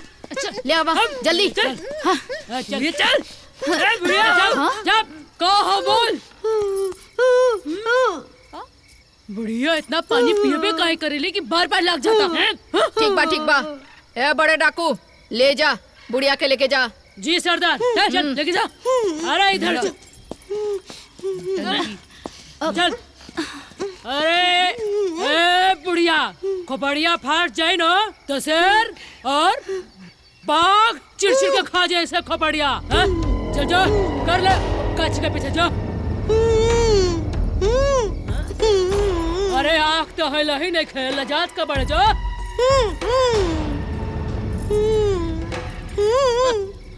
अरे बुढ़िया बहुत शर्मिले है। जा 40 लाख रुपया मिली ना तो हमार सब सपना पूरा हो जाई। हमार ना IVF के सपना भी पूरा हो जाए। सपना अपना सपना मनी मनी। मालूम बानू कि हमरा 2 लाख बेसी चाहिए। रउआ कुल पैसा लेनी। हाँ सब पैसा ले ले, लेकिन ये बताई बुढ़िया के छोड़ के काहे चले नी? अरे 1 रुपया जाए कहाँ? कहाँ जाए?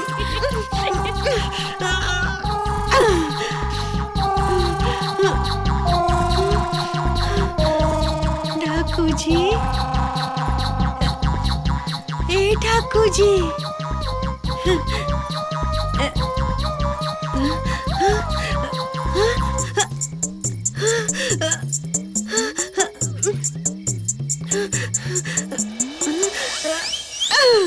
मेरा निहर लागो आई हो दादा।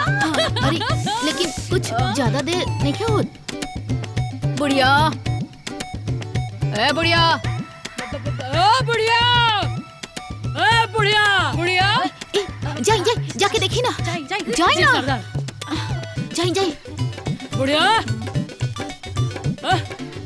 अरे बुढ़िया क्या निकल बुढ़िया बुढ़िया ए बुढ़िया सरदार बुढ़िया सरदार ए सरदार। अरे बुढ़िया भाग गई। बाप रे अरे बाप रे कहाँ भाग रहे सरदार। कहाँ भाई। अरे सरदार बुढ़िया ये जरा से कहाँ तो नहीं भाग गई। कहाँ अरे तू आना भैया हमें ना कोई नहीं हो जा चली।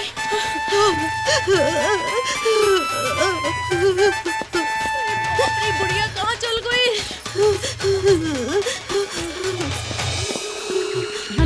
अरे कहाँ गईली के ना भाग गई। अनहरी अनहरी बाबूजी हेलो बुढ़िया अरे होने देखा।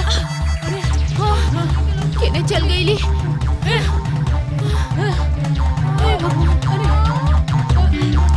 दीदी नहीं कहाँ है दीदी। ऊपर का देखा था नहीं रोवा। अरे ये दीदी ऊपर कहाँ देखा था नहीं। अरे का पता ऊपर गछिया पर जाकर बुढ़िया बैठा रखा था। हाय भगवान। ए दीदी ऊपर आ बुढ़िया के लौके लगा कि चढ़ जाई। हाँ बुढ़िया साड़ी पहन के ऊपर चल गई बड़ी का। हाँ बुद्धि नहीं खे थोड़ा भी बुद्धि। ढूंढी बुढ़िया के। चली चली हाँ हाँ चल चल चल होने होने चल होने होने चल।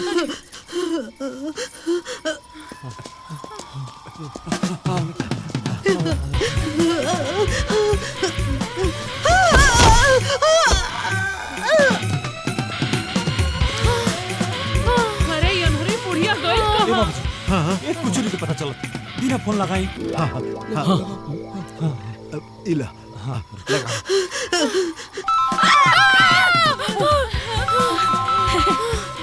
फोन बेटा। अरे ये तो बुढ़वा का फोन है। जा तनी फोन उठा के बोल तनी कि बुढ़िया खोजे बीच बाई सन बंद पता चल। अरे पागल हो बानी का हुआ। जब बुढ़िया नहीं के हमने के पास तो जवाब का देल जी। एगो काम करता नहीं फोन स्विच ऑफ कर देता नहीं। चल अरे अरे फिर से मिला फिर से लगाओ। एक बार पहले बुढ़िया के खोजे तनी जा फिर फोन स्विच ऑन हुई समझनी। चली जा चली चली स्टिक हो जाता। अरे एक बार और एक ठीक एक बार और।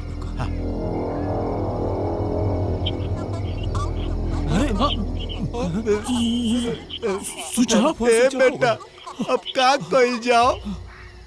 ए बाबूजी घरे चलल जाओ अब फिर डाकू जी के फोन आई नु फिर आवल। कहानी के मेहरारू नहीं खेनू यही से घरे चलल जाओ। अरे का बोल। अरे फिर मिलाओ एक बार और। हाँ लगाओ लगा।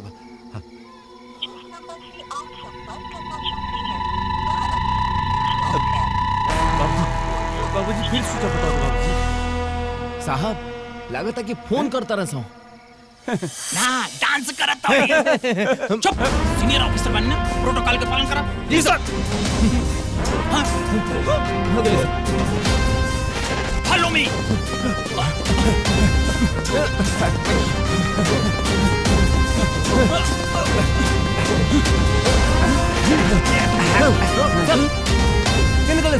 कमल सर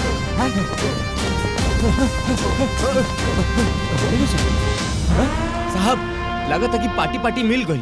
हाँ हमनी के प्लानिंग हिल गई। हाँ चुप सिर्फ पीछे दौड़ो। Follow me. लागत ओकनी के पता चल गई बा कि हमनी के ओकनी के टारगेट कर ले बानी जा। साहब हाँ का होई।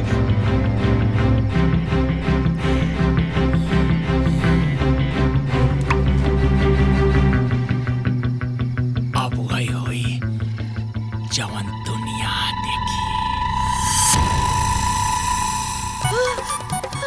हाँ बनाओ चाय बनाओ बढ़िया चाय बनाइए।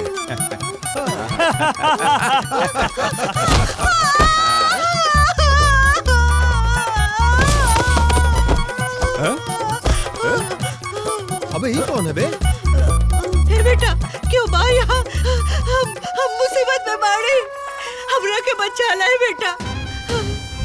क्यों बोलत काहे नहीं खे? हमरा के बचा ला, हम मुसीबत में बाड़ी। हमारा आवाज क्यों नहीं के सुनता?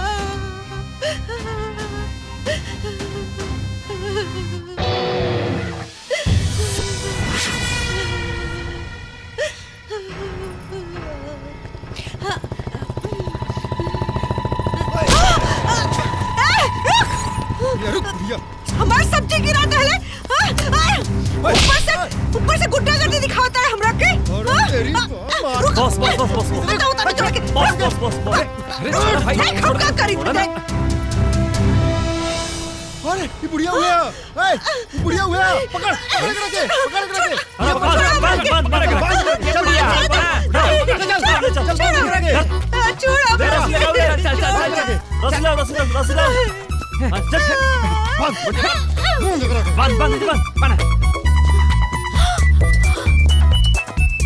बुढ़िया बुढ़िया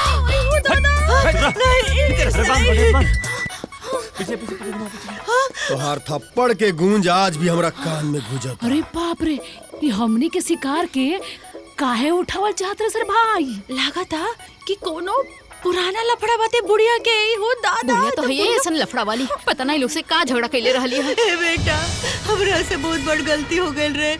हमरा के छोड़ दा। तोहरा के छोड़ दी? तोहरा के छोड़ दी?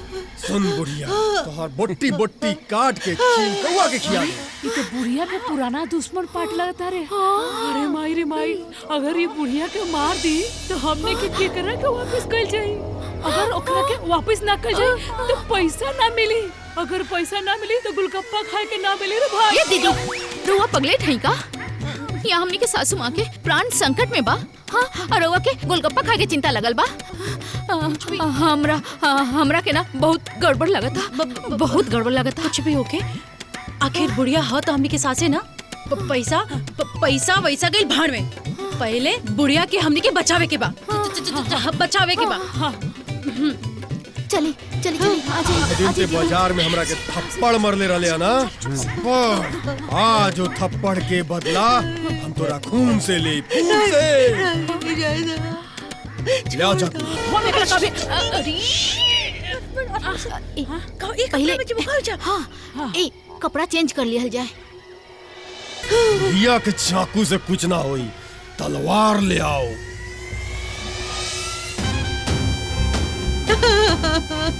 बुढ़िया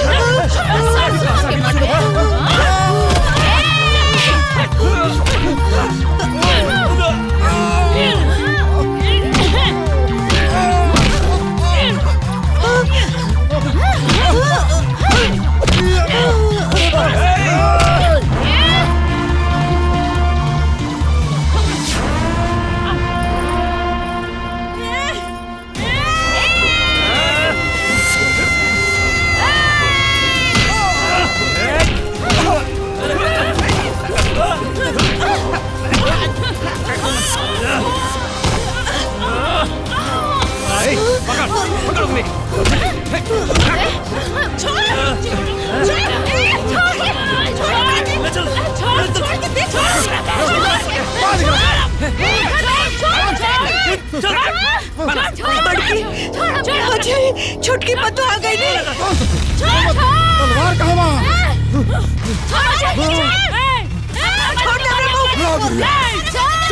तोरा के तो कटबे करब, साथे साथे तोर तीनों पतोहियों के काटब। हमार करम अर्जुन आएंगे और तुमको लतियाएंगे और हमको बचाएंगे और हम तोरा के मुआएंगे और हम अपने सासू माँ खातिर अपना जान दे देंगे। हम अपन प्राण दे दे। जब तक है जान हम ना जाएंगे।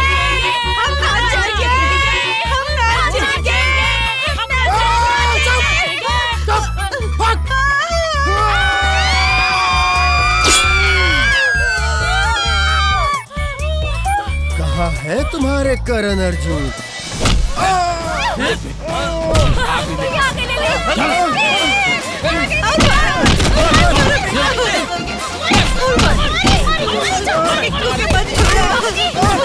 छोड़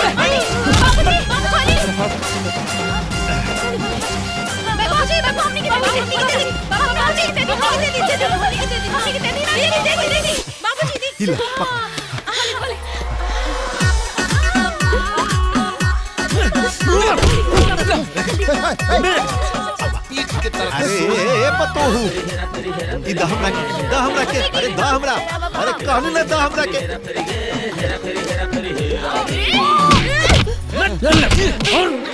अरे बुढ़े ए रुको खोलो मार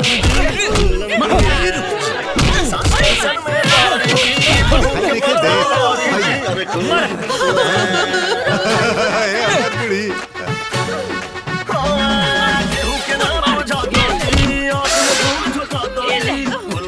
देखा हमने के बेटवा पतोहू कैसे मारा तरन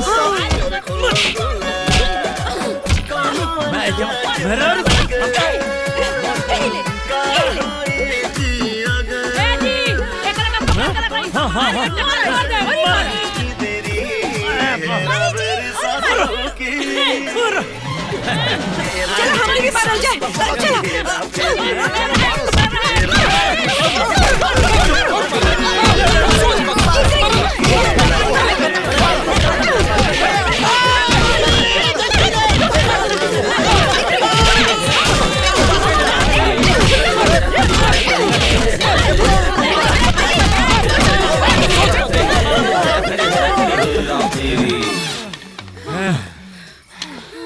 गुंडई कर हैं?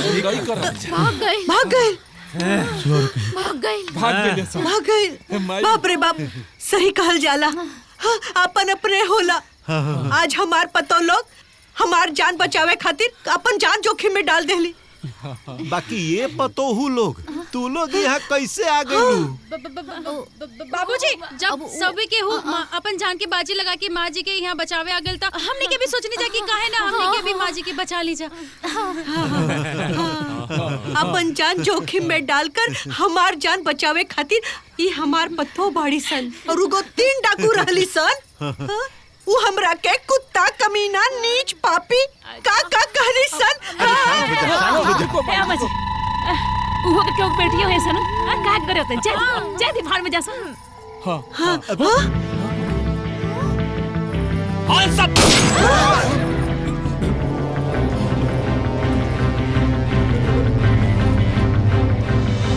सब लोग गोल गोल हो जाइए एक भी आदमी अगर होशियारी किया ना तो सीधा छल्ली कर देंगे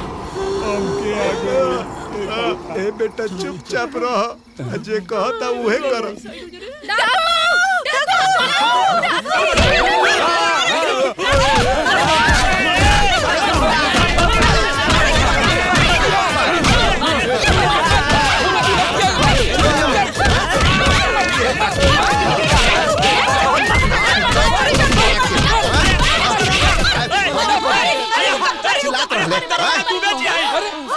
ए दरोगा जी अरे डकुअन के छोड़ के तू हमनिए के काहे हम सब करौला डाकू कहां बा डाकू कहां बा हमनी के का मालूम ना मालूम कि माता जी कैसे मिलने अरे हम डाकू के चंगुल से छुड़ा के भाग गई नहीं है दरोगा जी देखी हमने के अपन सासू माँ मिल गई बस बात खत्म और हाँ रवा के डाकू साहब को मिले चाहे ना मिले हमने के जाते नहीं जा अपना घर है जाता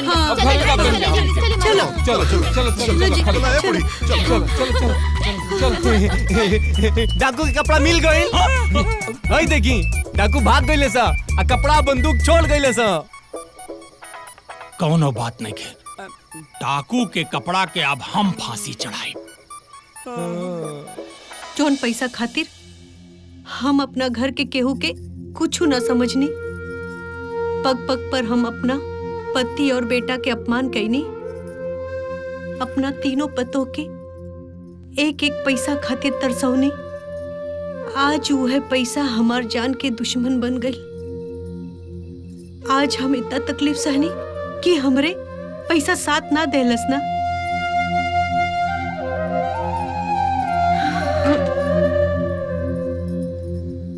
सही कहल जाला कि धन के 3 गो रास्ता होला दान भोग ना त नाश दान तो हम कबो कईनी ना केहू के भोग करे ना देहने और भगवान की कृपा से धन के नाश होवे से बच गई आज हम अपन पूरा संपत्ति के मालिक अपन तीनों बेटा और अपन बहू के करताने दुकान हम अपन तीनों बेटा के हवाले करत तानी और ई घर अपना तीनों पतों के हवाले। हे ला बहू ला। अम्मा जी ला। दीदी। अरे ए बूढ़ी हमनी के हाँ? राधे राधे। आपन पसंदीदा फिल्म देखे खातिर डाउनलोड करी दंगल प्ले ऐप।